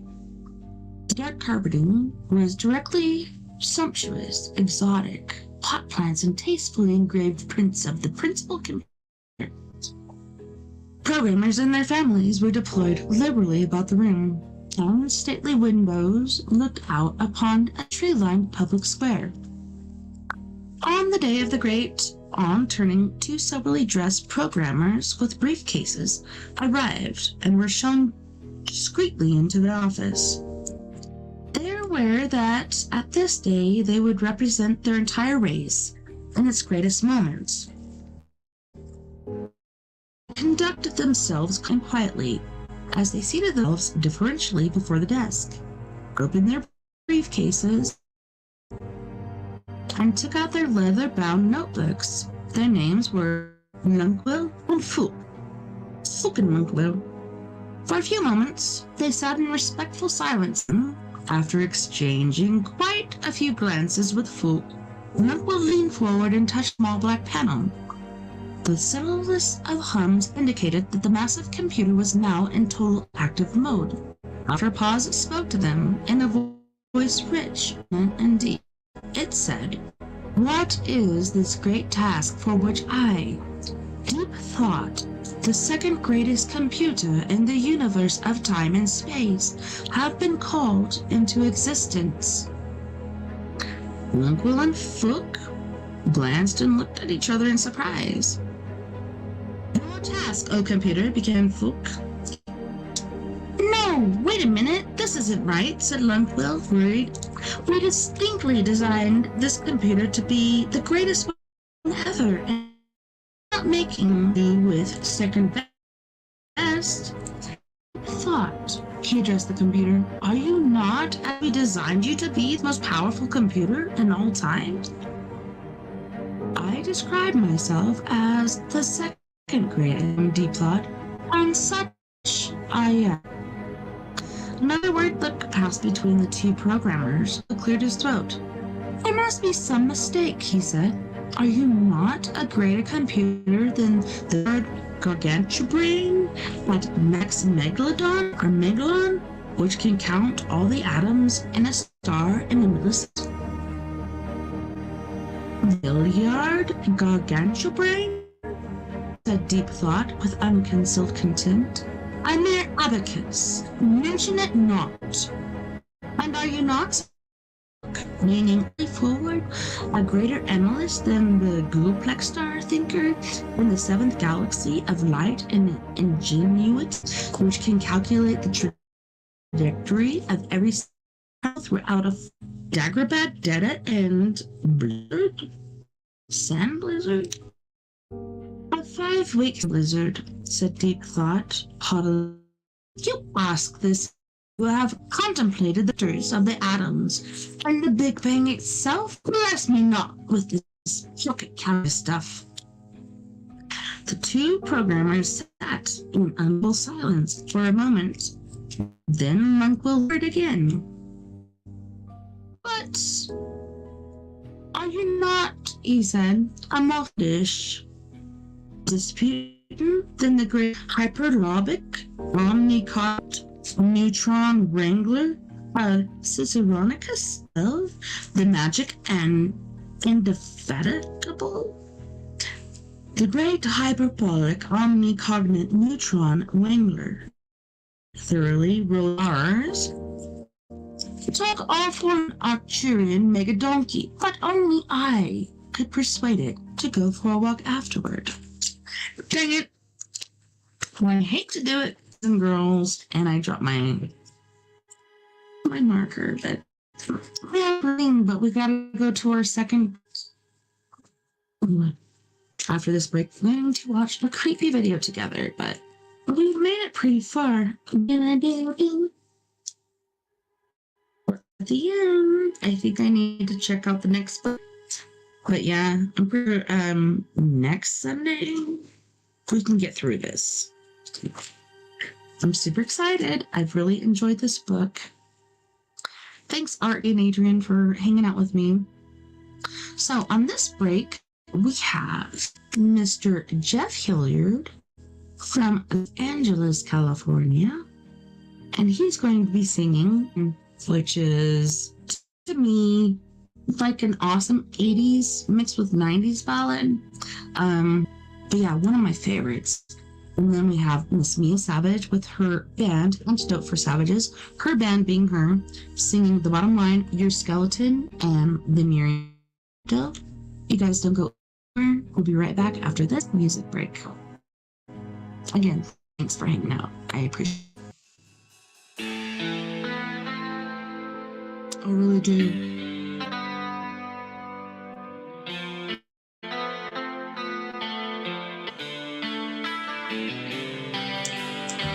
Left here alone, just a shadow of my erection. Oh, why won't you answer my calls? Gave you my all with the love we made together all night long.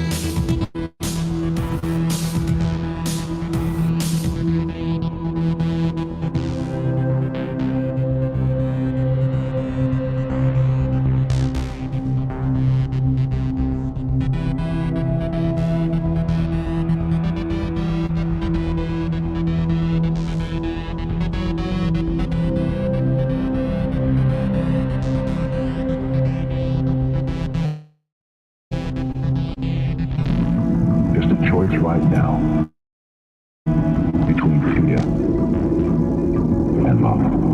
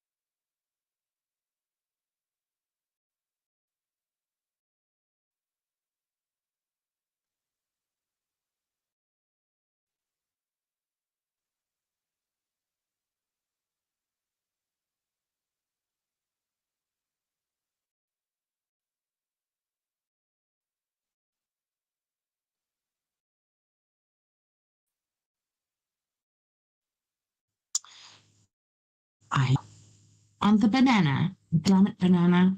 Anyways, that is impossible. Subscribe, please do. Thank you so much, Adrian, for letting me know about the shenanigans going on here. But let's get to it. Can you hear me now? Can you hear me now?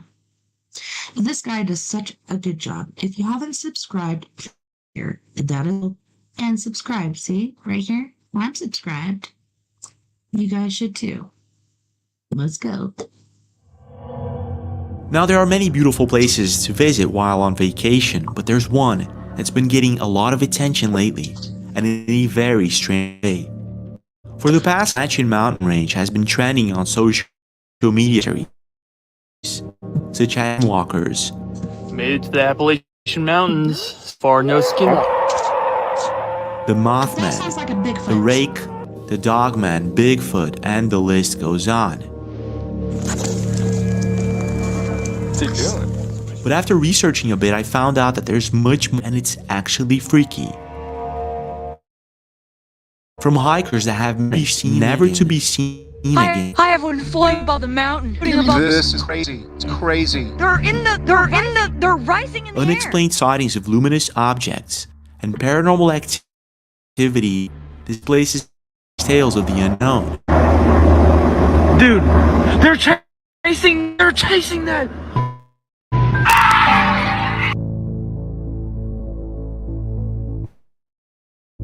It's been trending quite a lot on social media.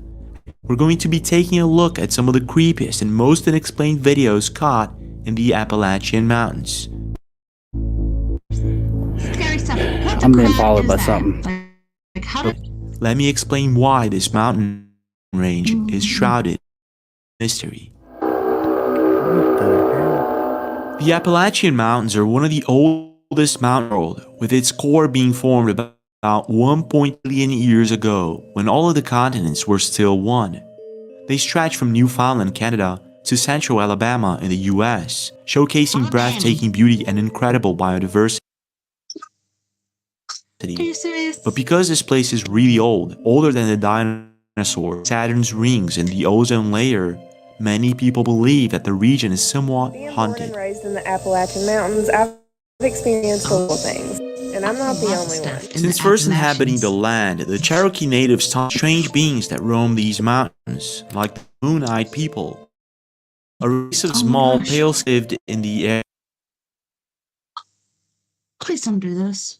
Seriously, let's not. Cherokees. Was that when they first arrived in the Appalachian area, they found it inhabited by a certain moon people who couldn't see it. And Sparefinger, a shape-shifting race on suspect teams. Vinny Vineyard and oh my gosh, can't believe I'm drawing a blank, but these guys do wrestling with ghosts. They also did a movie that was about Spearfinger. It's pretty good. Vinny actually got seduced off the side of a cliff, but anyways. How is that? Really? Can you see that? This, for instance, is a video that was recorded in the Great Smoky Mountains in 2021. At the time, Renana's 007, the video, was working the night shift as a security guard in the Great Smoky Mountains. When all of this happens. Yeah, Really? that is supernatural. They're so crazy. A looks humanoid figure can be shady, but seen walking towards us. Shadow. Needless to say, Renana 007 and her buddy got the heck out of there as fast as possible. I'm not exactly sure what it is that they saw that night. What do encounters like this one are quite in the Appalachian Mountains.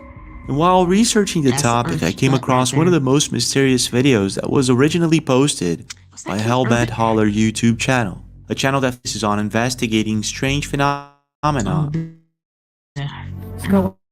What is that? We've got eyes in the woods.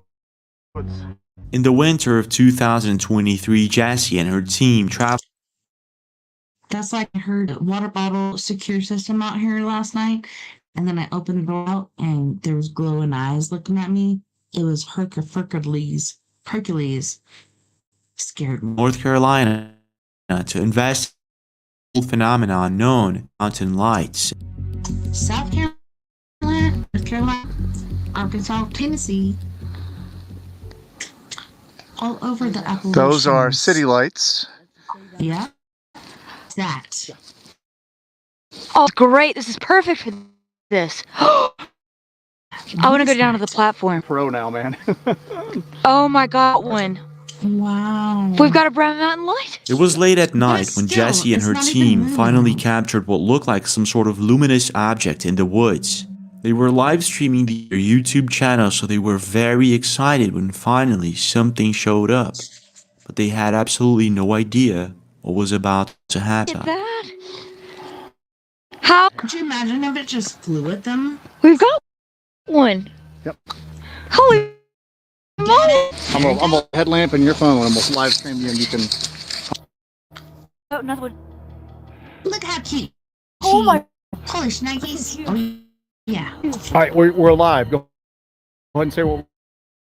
Guys, I just wanted to tell you guys we are from we're looking around Mountain Light Strip today. And we're at an overlook. We are looking over the Brown Mountain Ridge and Brown Mountain, and I'm using Onyx. And right now I am actually catching the Brown Mountain lights on the Ionic. Okay. Wow. Recording. I got one. It's like very. shooting that way. This thing is. Yeah. One right here. Wow. It is so cold out here. So right, the mountains and the ridges over. We're trying to shoot a beam down into the gorge. Okay. See if we can get a. Oh. The flashlight's insane. Now complete. So he's using a flashlight. What I've been trying to order is like a group. They're all sold out. You can anywhere. I'm gonna try again. But at the same time curious to find out if this is indeed some sort of strange phenomenon or people camping down there. They point a very strong flashlight toward his wall. Yeah, see if you can. Yeah. Whoa. Nikes. Oh my. They did with the flashlight, so they decide to flash it once more. And this is camera. Yeah, but I can't get to it right now. What do you need? I've got one on me. I don't know. I was gonna try to signal and see if something would happen. Give it a shot.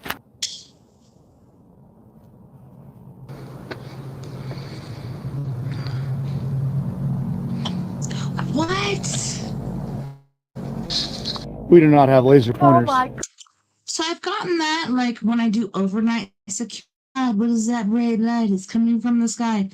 I think it was. And I also saw like different lights on the rig sense, but it was always Venus. But yeah, could be something else. I don't know. God. You got a good one? I got one in the air floating. What? High above the mountain. With your eyes? Do you see red? It's one of these like balls of light. Who knows?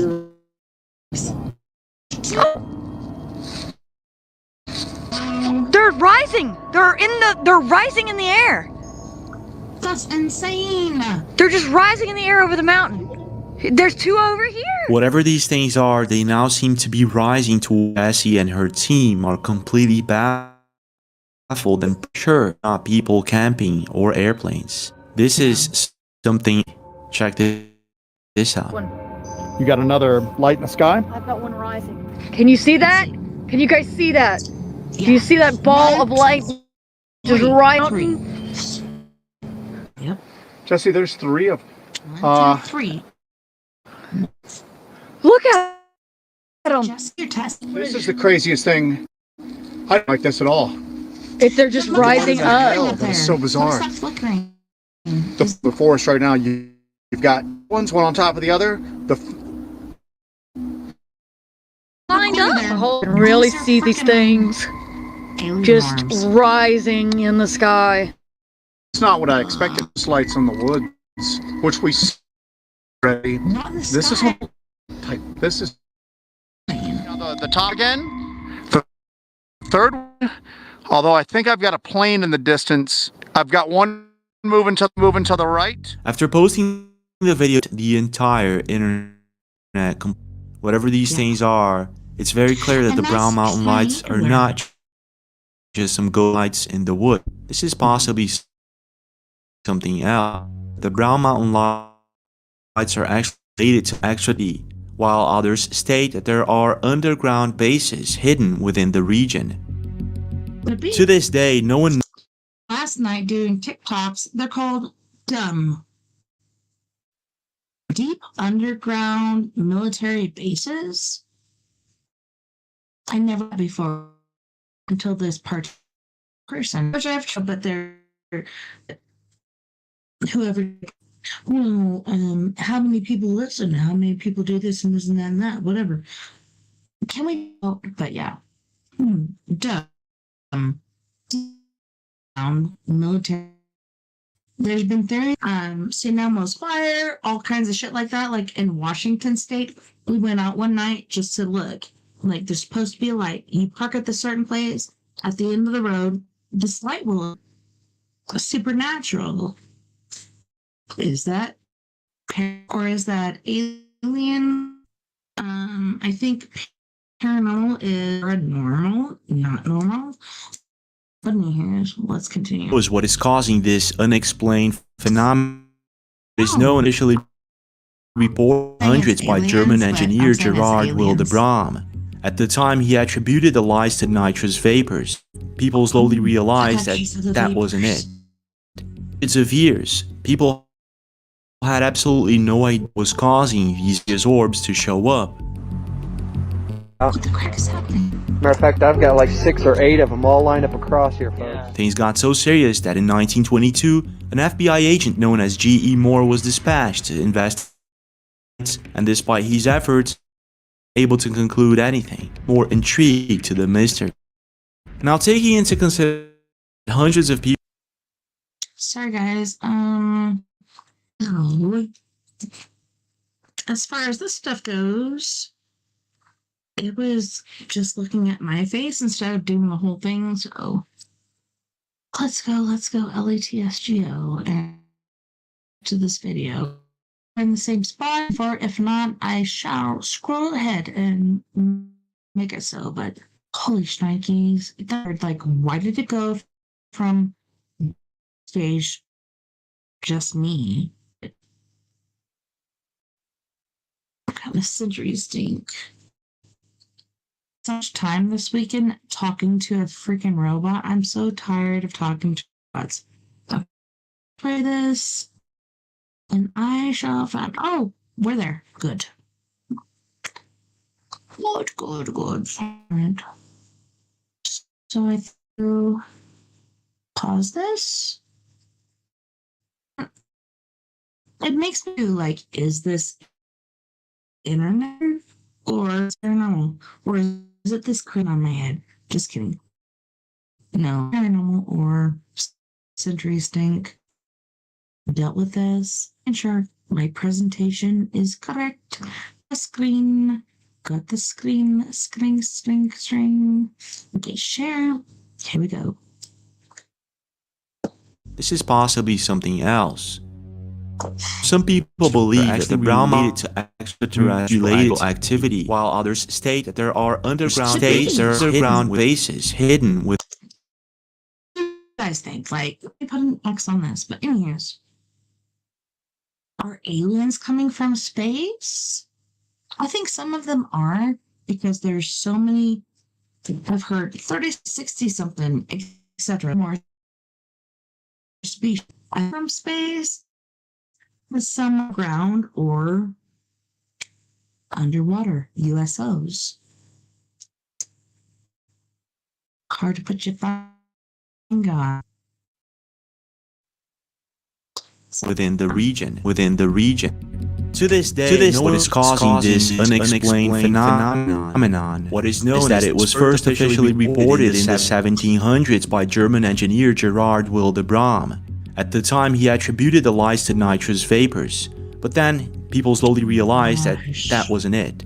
Even after hundreds of years, people had absolutely no idea what was causing these mysterious orbs to show up. Yeah. Yeah. Matter of fact, I've got like 6 or 8 of them all. Things got so serious in An FBI agent never was dispatched to investigate the lights, and despite his efforts, he wasn't able to conclude, which added even more intrigue to the mystery.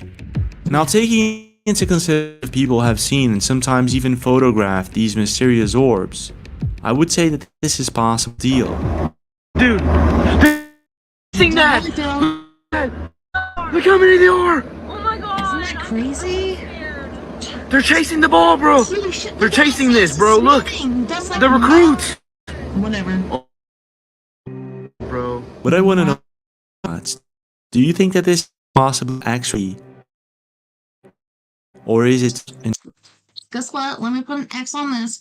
But anywho's like, I'm out there working in the yard. I love in the dirt, my toes and all this stuff in the dirt. And I have my kids, like, not only have they seen a ghost following, but they're like, oh, look, there's a UFO. How the fuck do you know what a UFO or earlier? They almost got it. Luckily, as they were rising up and the thing hadn't closed, then Lily jumped out and Floyd their heads. And Lily's like, so funny. It was so weird. Like, I was security at the time, and just tell you this dream. And it was not a dream, it was a shared experience. Anyways, it's really out there. Look at this. Okay. It's a freaking triangle effect. So a triangular. Sometimes they just nation. Entirely. So freaking weird. Now, when it comes to strange things in the Appalachian region, there's more. And there's one in particular that caught a lot of attention throughout history, and that would be the Lake Champlain monster known as Champ. Now, the story of Champ dates back to Native American folklore, with the Abenaki and Iroquois describing a large serpentine creature inhabiting the lake. The first recorded sighting of this mysterious creature in the 16th Samuel Champlain. Since then, over 300 reported sightings of making it their top. I have to say, this is the very first time I've ever this creature. Yes, I've heard the name. I've never seen video. Like the first one showed the teeth. What? Topic and attracting tourists and cryptozoology. Gosh. Yeah, it's going straight to the... Even though there are countless reports of the presence of a saur-like creature that inhabits the deep of Lake Champlain, Yeah, like that. it is officially seen just a bad time story, but maybe it isn't. Okay, so let's get into that, shall we? You know, there's certain just off the cusp of pulp. There's been this thing that has been shown repeatedly, going up this way, going up that way, repeatedly. I'm like, oh, it's just a glitch. Is it? I don't think so. Like, it's something else. And then you have the big, not only whales, but dolphins, and then people like shoot them out and they come back. They're fucking scared. And like this one woman thing, I can't sleep because I'm screaming, and they're screaming for help. Like, what the? We need a bigger boat. We need a boat and kill this motherfucker. It is ginormous. I'm trying to think of the name of it. Come up with it.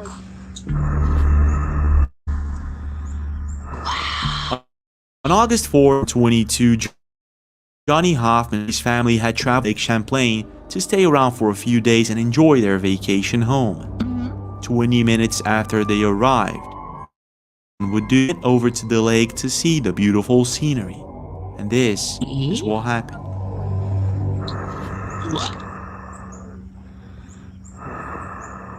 Yeah. What is that? I see some pins of water. It's very long. That ain't no fucking log.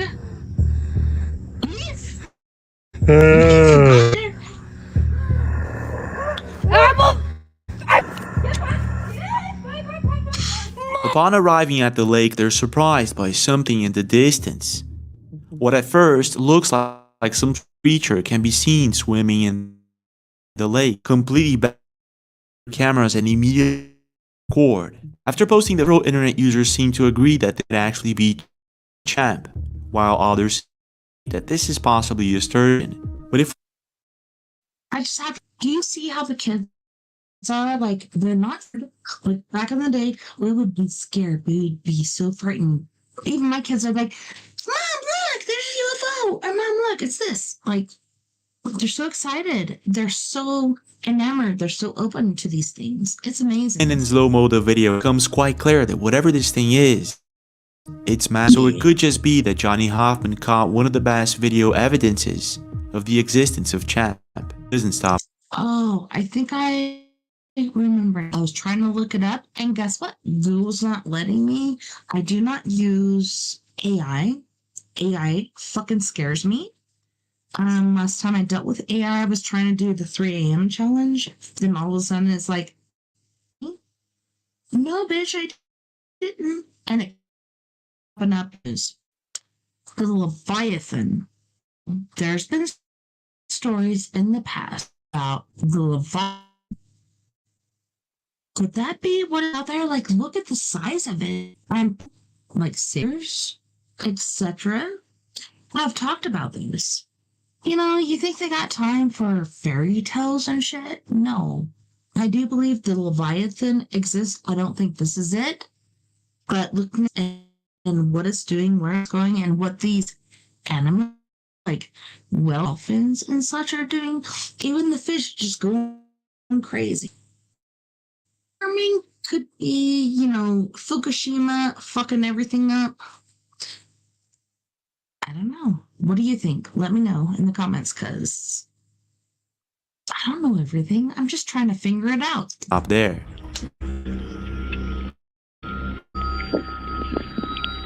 Oh, wow. In this next video posted by Weird Theater YouTube channel, we can see looks like a serpent-like emerging from the lake. There.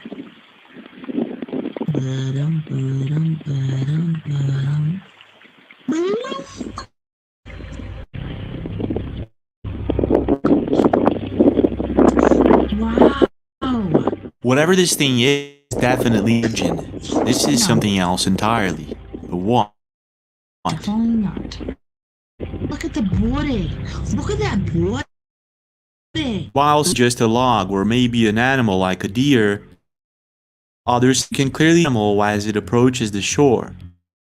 And that's to be underwater. Yeah. Just like an alligator. In another Sometimes video posted by just Brian the Beast stick out. YouTube channel, we can see something similar.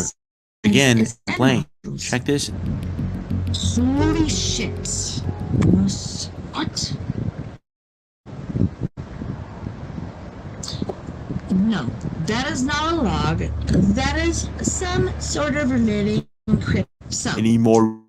I've been talking about Nessie for a while. See, up in Scotland and other places like that. Other places like, look at this. Nessie, you know, they breed certain things. Breed or hiding out. Just this, but look at this. Recent video posted by Deep13, we can see what looks like a very long What is this creature over here swimming on in the Lake left? Champlain. Oh my god, what is that?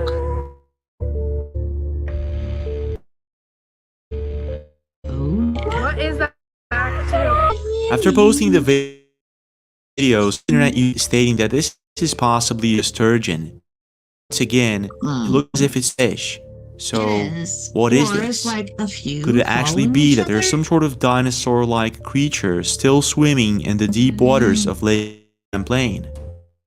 I want to know your thoughts going on, and why are there so many myths and legends of lake monsters all That thing scares the fuck out of me. What? being a vast area with large portions of dense forest and mountains provides the perfect cover for or an ill-intentioned person to look. Serial The killer. rugged I'm a serial killer. Killer me. theory, just a theory. You'll never seen a girl like. Sorry, I had to say that because of my husband. If you want to hear more, just let me know. Rugged terrain, isolated trail, phone reception can actually make it easy for such individuals to evade at any time. Yes. This is Katie while she was staying family in Greenville, Maine. Greenville is a very small population of about 2 people, and it's only a 24-mile distance walk from the Appalachian Trail. It makes Greenville the for hikers. I'm hiking. Nobody's following me over here. Look like every time I look back, there's nobody there. Explore. Huh? Oh man, What? I hope everybody is okay. I hate when I hear sirens. What? It gives me. What is that? Oh wow! I will kill again. That was not there last night. It was a very cold night, and Katie and her family were having dinner nearby. All of a sudden, Katie noticed standing outside and staring and nodding at her. At the time, she kind of shrugged it off, having back to the lodge. And while tucking the kids to bed, she starts hearing someone pacing back and forth in the room. Completely freaked out is what she sees. POV, you're one of 2 guests staying in a lounge or room, and you see this motherfucker. Are you fucking serious? What? In the video, the figure of a creepy man can be seen approaching Katie's lodge. She needs to stop and just stand there, staring. And at this moment, Katie realizes that this is a man from the restaurant. Exactly how to proceed and what to do next. Katie stays there, observing the man's every movement. That's fucking wrong. Sorry. Excuse me while I'm in Series 5 because Where Katie and her husband last night. Okay, so dropped her dog off because it's in the car. My Venus weenus to be there, so him off at your house, and I'm like, wish I would have known because like the dog's voice is there, and I'm like, what the fuck is? I feel like I have a different world, but anyways, not get the rest of the dogs out, and then after for being they're crackling out here. My husband likes to. It's kind of like a home security system. I hear this crack, crack, crack. And if you watched last night, you know I opened the door and I looked, and there's blowing. call the cops. So they call the lodge owner, who actually calls the cops. And this. Not only did he. Yesterday, he tried to kill. There was a long-haired shepherd, supposedly Blackbird. No, he's a black German something. Black shepherd something. He's sitting there on the porch with his grate, and he was like, okay, so I have this part of my body out, this part of... If you see my face, it'll be okay, because, you know, he's got the most gorgeous face. But no, Hercules is like, yeah. And then Bean's like, yeah, and then I'm sitting here in my office trying ready for my show, and I hear yipe yipe yipe. Last night, Benny threw water on or blue. Otherwise, it's just gonna be drama for your mama. This is what happens. Oh my god, so fucking creepy. I don't like the way its hands are by its side. I don't like it. It's kind of like with a third fucking eye.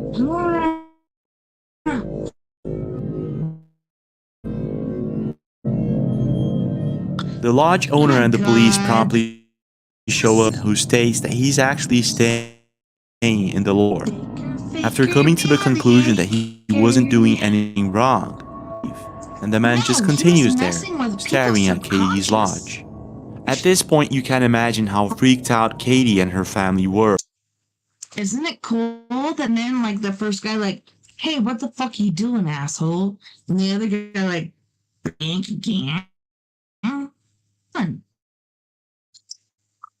the fuck on, Chris?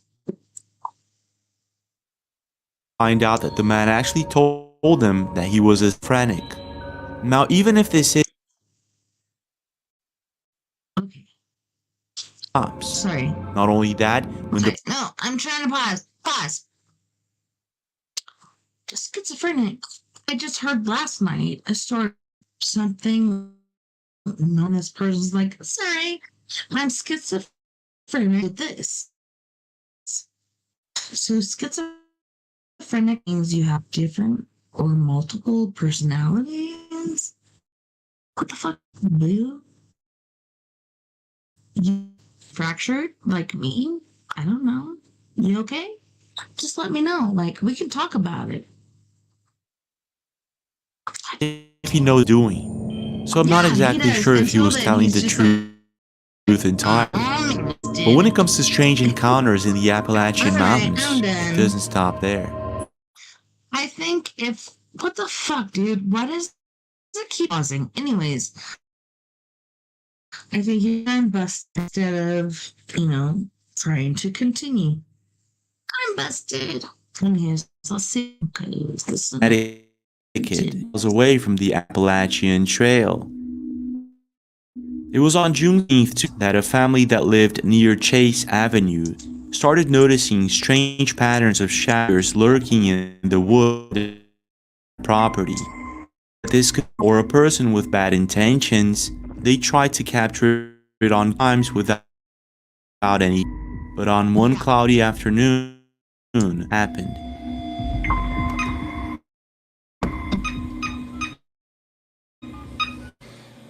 Well, as you're just shooting back and forth with me right now.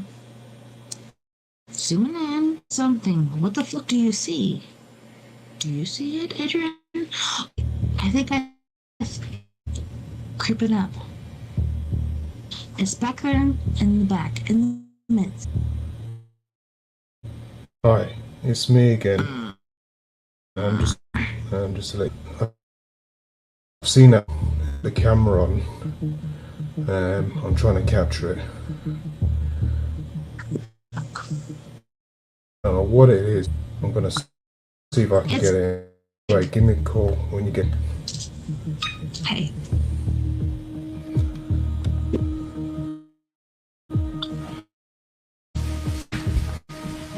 And then? Oh, I'm confused. After leaving an eerie voice message at his wife's cell phone, he runs downstairs to get a better angle of the woods behind his property.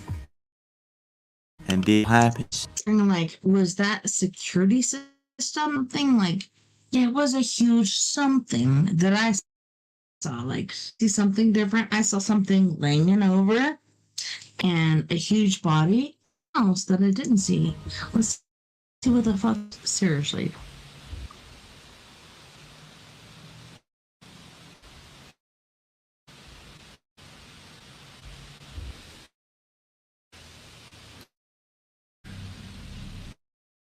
What are you seeing?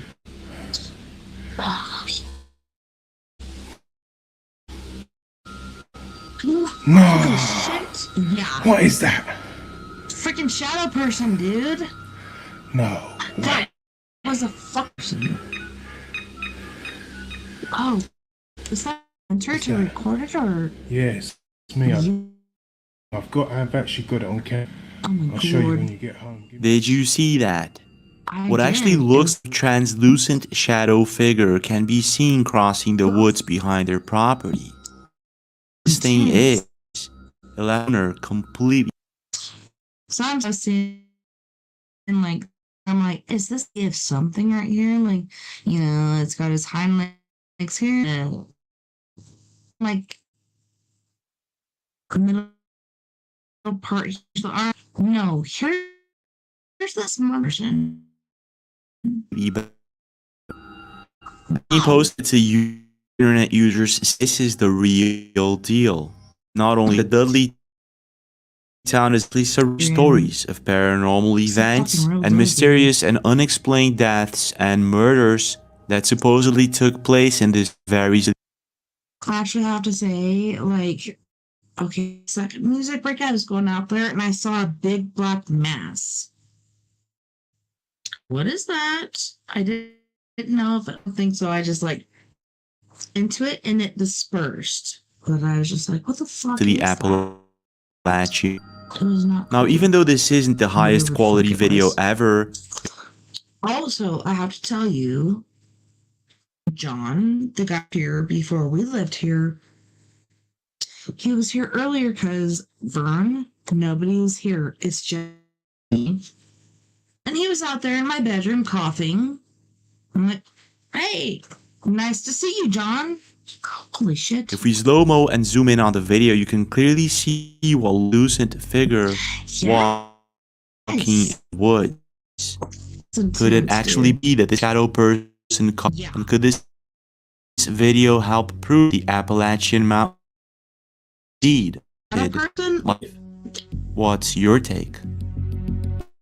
That's what I just said. Now, if there's one interesting place to visit in the Appalachian, the Great Smoky Mountains National Park. Oh shit. It attracts over 12 million visitors every year, making it one of the national parks in the United States. Today brings us to the Great Smoky. We're going on a renowned for its stunning natural beauty and biodiversity. Several attractions, including Klingman's Dome, the highest point. On April 30th, a group of people were hiking at Klingman's Dome. It was a very cold day, weather conditions weren't the best. When all of it at first looked, but then this thing stands upright and they realized that this isn't a bear. I want to and immediately began to record what was about to be viral videos. Wouldn't check this out.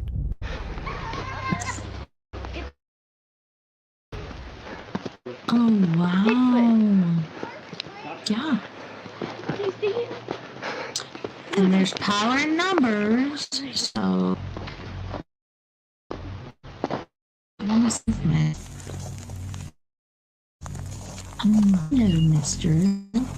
God.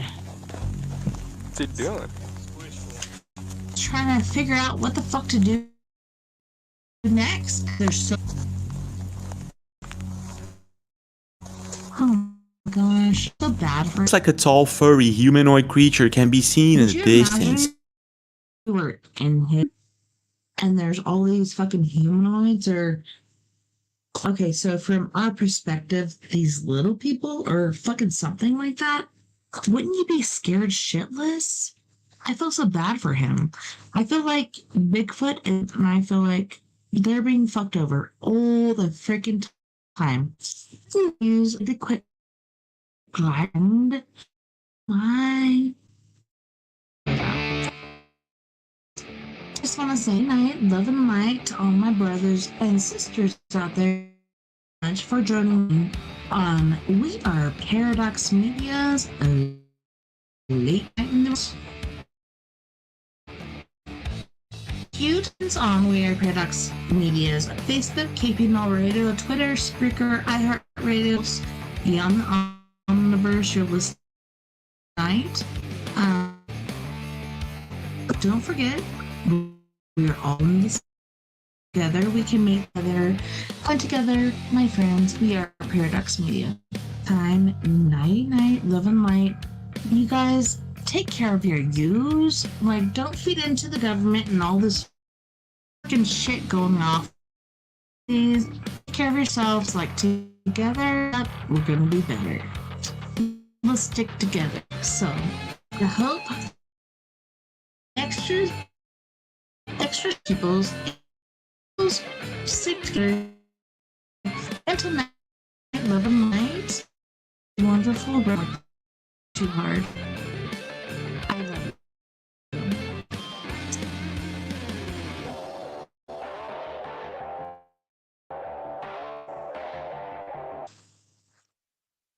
right, let's go.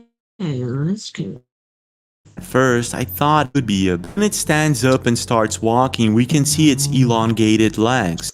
And I don't know if you guys saw that video of a bear that was just like walking around on its hind legs.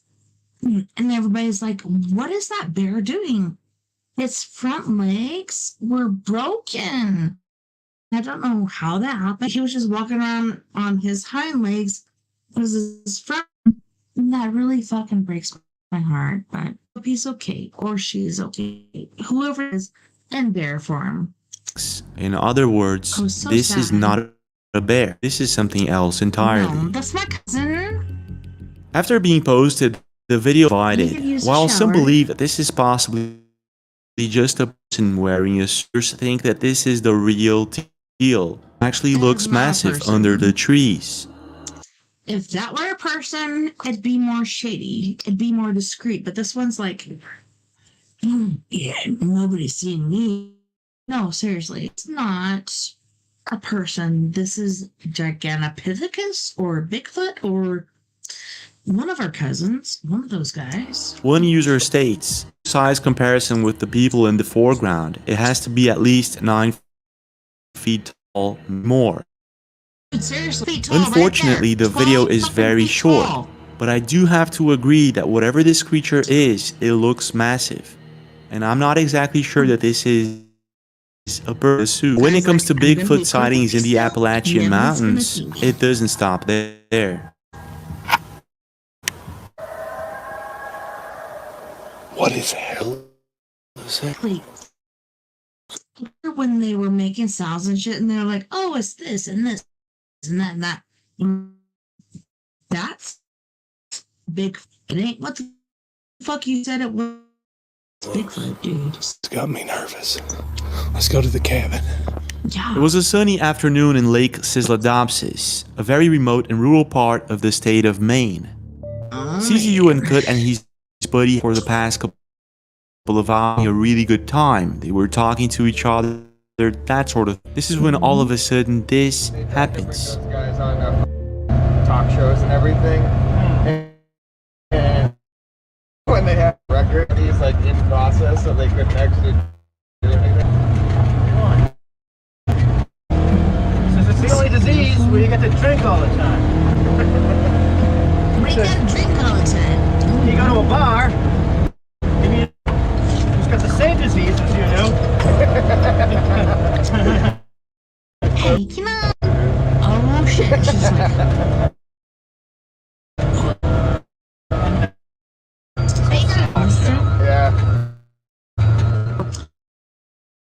yeah. Well, at the time they didn't. It was only after they put the video to YouTube that many subscribers pointing out that they appear of humanoid creatures. If we slow-mo and replay the video a couple of times, you'll see that this actually looks as it or some sort of creature. Seriously? Okay. While some believe this is possibly staged, others think that this is the real. Do not feel like this is. I do make this up. If you do that from the whatever, he sees this person or humanoid background. I'm telling you, like, okay, very long time ago. So many different humans. Some humans desire to mate. Oh yeah. Some of us survived, some of us didn't. Some of us are still hiding out in the woods, being like, fuck you, motherfucker. I ain't doing anything right. Like, to me, it's just my cutty. He just ain't. Deal very similar to film. Now, being that they only captured a very quick glimpse of this mysterious creature, it becomes quite difficult to affirm if this is indeed Bigfoot. It could be what I do. They're like, that ain't Bigfoot. Yes, it is. You know, some people say, oh, right here I see some tickle bitties. No. I don't know, because I'm not looking close enough. I just know that's my cutty. Libby cutty. Is that coming from an unexplained situation in the Appalachian Mountains is quite common. This is what user Phantom88 1999. On one certain night, his father noticed something odd in the CCTV camera installed outside of his shop, and is what he saw.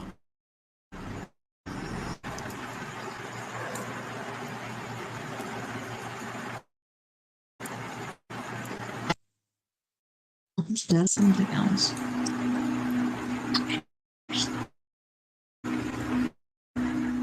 Did you see? That's what we're like flip, or is that those train things that look like gold? Nothing else, or something else that's really weird? Me neither.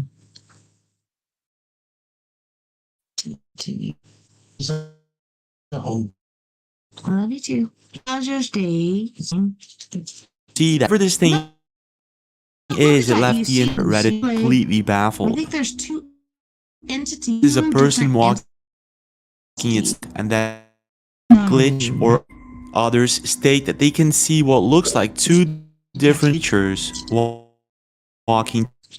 Can I say something really quick?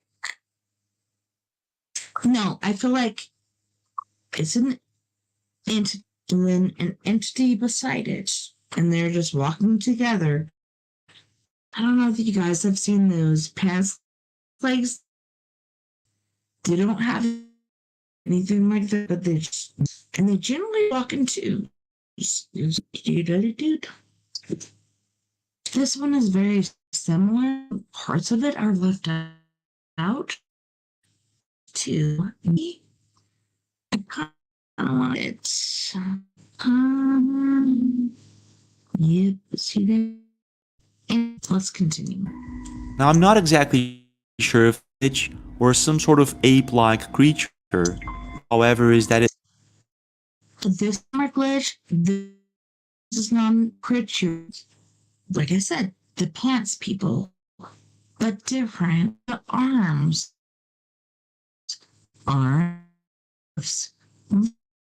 There's a hip, and there's like some sort of weird ass hoof like this. Can you see it? Holy fucktards, like seriously. These are two different entities. There's 60 something or more different entities on our planet. Which one is this? Saying not the one that's just out there. Stroll, but look at this. Arm, hip, leg. What the fuck is that? It looks as if it's translucent and on its knuckles. Very similar to the mysterious shadow figure on camera in the state of Maine. Could it actually be that Phantom88 captured video evidence of the existence of in the Appalachian Mountains? That's a rake. That's a In Navajo culture, skinwalkers are believed to be evil wolves that can somehow shapeshift into animals. We're frozen here. Because that doesn't sound like coyotes.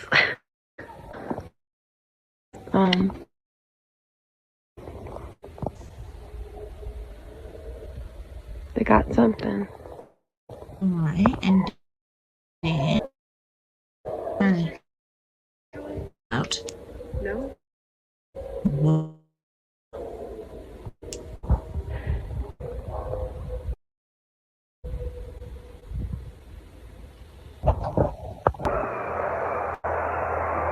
A biker just went that way, and the sound got worse.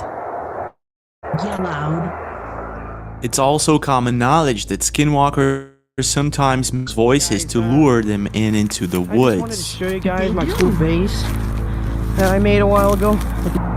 Not this thing, I don't know what it is. Oh. Well, that stinks. But yeah, we got some chairs.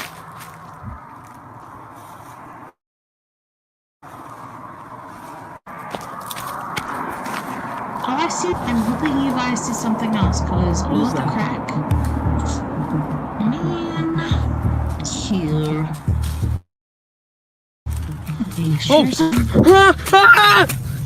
And this is sort of what happens in this next video posted by TikTok user Creed4. He was hiking on a trail, all of a sudden this They came up and pause. Can I pause for cars? Holy shitars though. How long has it been just my face? Not these different things that you can see. Why the fuck is this? A little bit. Okay, let's go back here. Not here is a good place, but if it happened before, I apologize. It's out of my control. Jury stink. But anywho's, let's okay. All right, let's go. This is a person walking, and this is a camera glitch or artifact. Others state that they can see what looks like two different ape-like creatures walking together. Now, I'm not exactly sure if this is a camera glitch or some sort of ape-like creature. What I do know, however, is that it looks as if it's translucent and walking on its knuckles. Very similar to the mysterious shadow figure that was captured on camera in the domain. Could it actually be phantom video evidence of the existence of skinwalkers in the Appalachian Mountains? That's a rape. In Navajo culture, skinwalkers are believed evil witches. That was not a trouser person or anything like that. That was a motherfucking rape. And pull over, like, I don't know if you saw that video. Whoever, he's like, hey, buddy, you okay? Making different noises, and the way it was crawling to conform itself. But in real, Know how shape-shift into animals, freaky. Oh no. Does that sound like coyotes?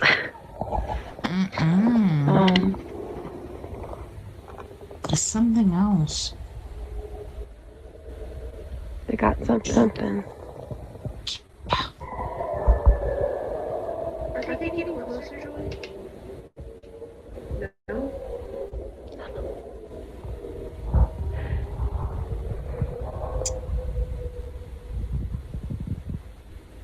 Did you hear that? A biker just went that way, and the sound got worse. It's also common knowledge that skinwalkers sometimes mimic people's voices to lure them in the woods. Show you guys my cool things that I made a while ago. Not to say, yes, I've gone to Mesa Verde hundreds because my uncle daddy was like, people from Alberta, Canada. We got people from here. We were, but this is gimmick. Now this thing, I don't know what it is. Well, that stinks. But yeah. Grab some chair. What was that?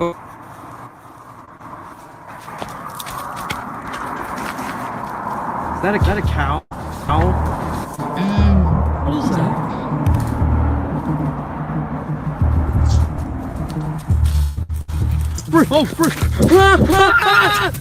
And this is sort of what happens in this video posted by TikTok user Creed4. He was hiking on a trail somewhere in Maryland when all of this happens.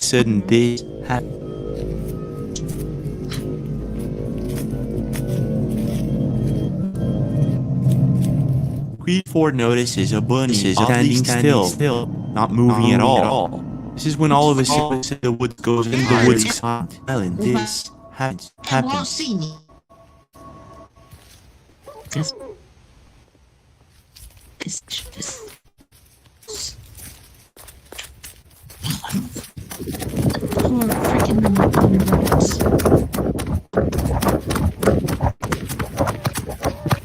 What are you doing?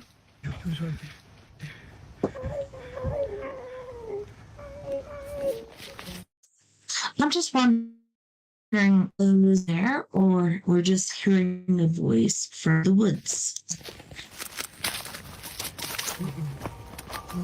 Because if the Not seeing anyone or anything around that could explain the ghostly voice, Creed 4 gets the heck out of it there as possible. And even though this could be something other than a skinwalker, there are loads of people who actually get to witness this phenomenon in the Appalachian Mountains. Which is exactly the case with Morgan Lambert, who was going for a walk with her husband in the afternoon. When all of a sudden, this happens.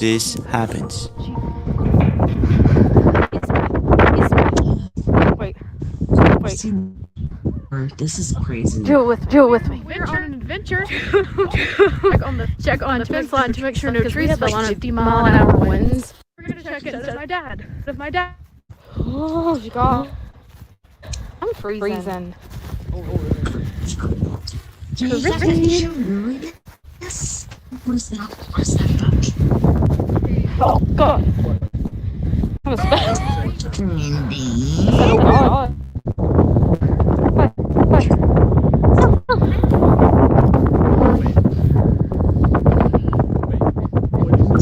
Oh God, no, I really did. What are you talking about? What? What? You're there. We don't What are you talking about? It was trying to be you. I didn't hear anything. Hey, don't run. It's okay. We're good. I don't hear you. It's okay. Don't be behind. Damn it. I don't hear When Morgan's husband realizes that whatever's calling him out is her. Yes. Her voice, she didn't hear it, and it's like, hey, babe. Hey, come over here. Hey, babe. What? He freaks out. The next day, it continues on happening, and Morgan is actually able to capture it on camera.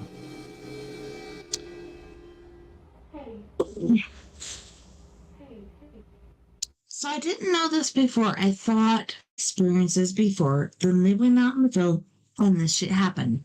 This is still happening. Thing out there that really wants to hook her old man.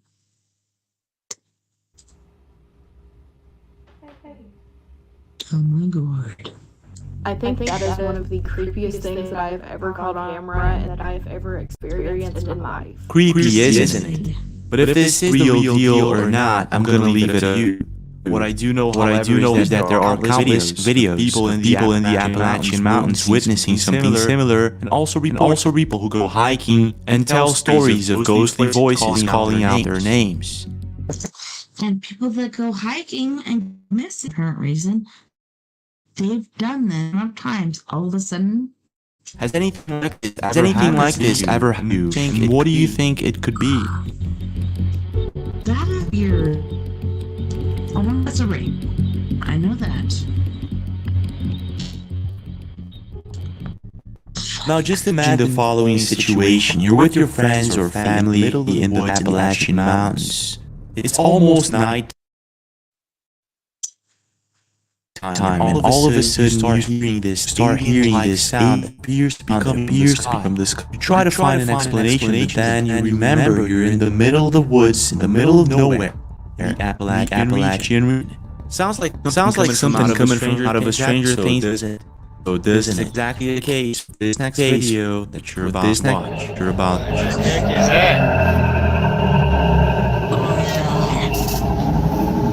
What the heck? Oh, that kind of aliens is something else. It's the one that like can hide itself and it makes noises. Alien versus Predator. Reminds me of Predator. What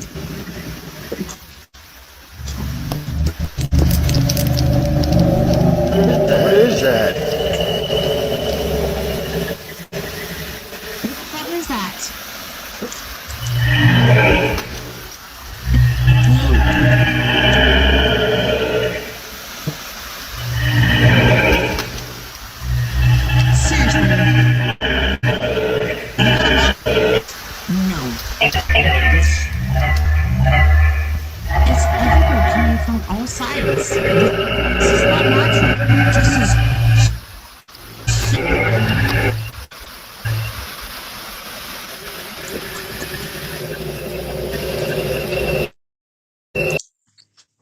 say, I've been asking my hubby, like, can you bring wood? Like, I have a blueprint in my head.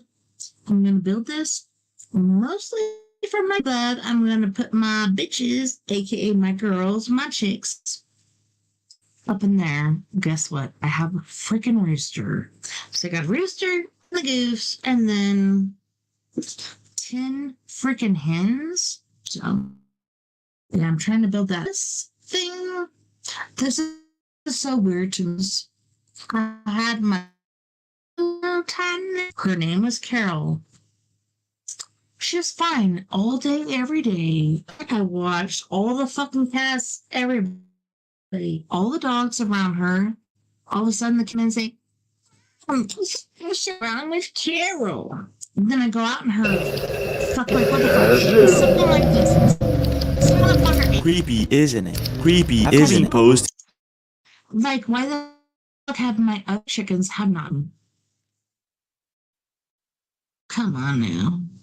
While others believe this is possibly staged or faked. Now, what I find interesting about this video is that the sound appears to be metallic and somewhat echoing through the sky, which means that this is not a, this is most likely something else. While researching the topic, I came across other videos that suggest this is possibly the real deal. Holy dude. That was a car. This, for instance, is a video coming from Dario Betty and a couple of friends of theirs while they were staying at an Airbnb in the Appalachian Mountains. Yeah, that was a car. Oh my gosh. Bro. I'm telling you, there's something out there. The dashes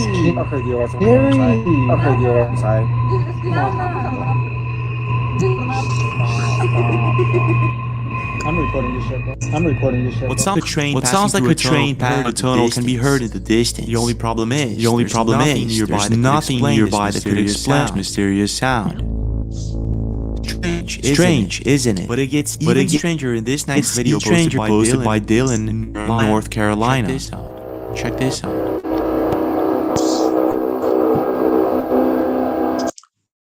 Someone like I'm trying to happen with my pause and mute thing, but anyways, we've heard trumpet sounds several times all over the fucking United States, all over the fucking world.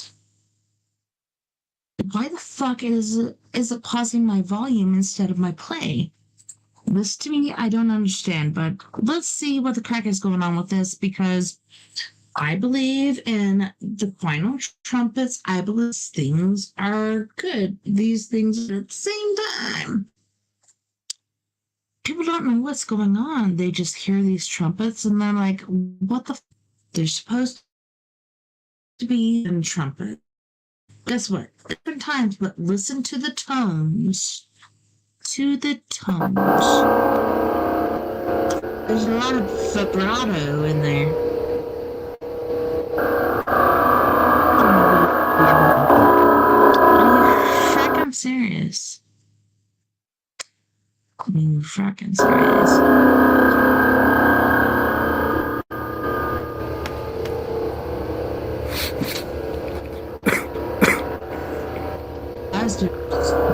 Yeah, that my son says all these allergies.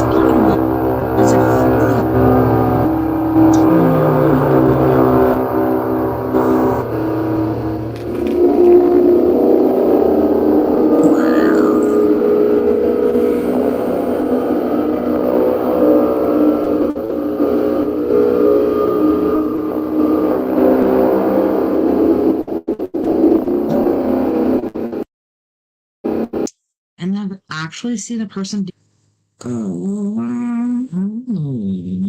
and doing all the lower tones where it's just like what. Kind of weird. In this particular same metallic sounds that we hear in the first video by Prison 67. Right? There's a close-up. Look, it's like Whatever's going on here, this could be a phenomenon coined as a skyquake, which is a phenomenon where a loud banging sound is reported to originate from the sky. Theories about its origin range from secretive underground constructions, the Earth's crust moving, or even extraterrestrial activity. However, to this day, this mysterious phenomenon remains a complete mystery. Now, taking into consideration all the strange phenomena in this region, mountain lights, skinwalkers, ghosts, and the list goes on, I would say that there's possibly something even hiding underground. But I want to know your thoughts. Have you ever heard anything similar? What do you really think is going on here? So taking all of this into consideration, what makes the Appalachian Mountains a hotspot for unexpected people? Because it's one of the biggest mountain ranges on the planet, older than the ozone, or is it something else, or is it entirely? Have you ever experienced anything like this in the Appalachian region yourself? The third one's appeared. This is it for now, but we do have more videos. Don't forget to check them out. About that, but seriously, I've been through so much shit paranormally. Okay, so even in this house, okay, let me get this arrow out of my eyeball. Like, I had a guy named Thomas that lived here. This guy died from not asphyxiation, but he had something wrong with his lungs. But I heard him earlier coughing, and I thought it was my husband, but it was Thomas. And once again, anyways, I'm so grateful that you were here, Adrian Bradshaw, and whoever else has been listening tonight, YouTube, Twitch, wherever you may be. Thank you so much. And as a big my guest social party, thank you for being a guest in Late Night in the Rockies, and it was a pleasure having you. And thank you to all of our friends all over the place, like Keeping On Radio, eTalk Radio, YouTube, etc., like wherever else. Sorry, you may be listening. Guests beyond the omniverse. And I can't wait to do it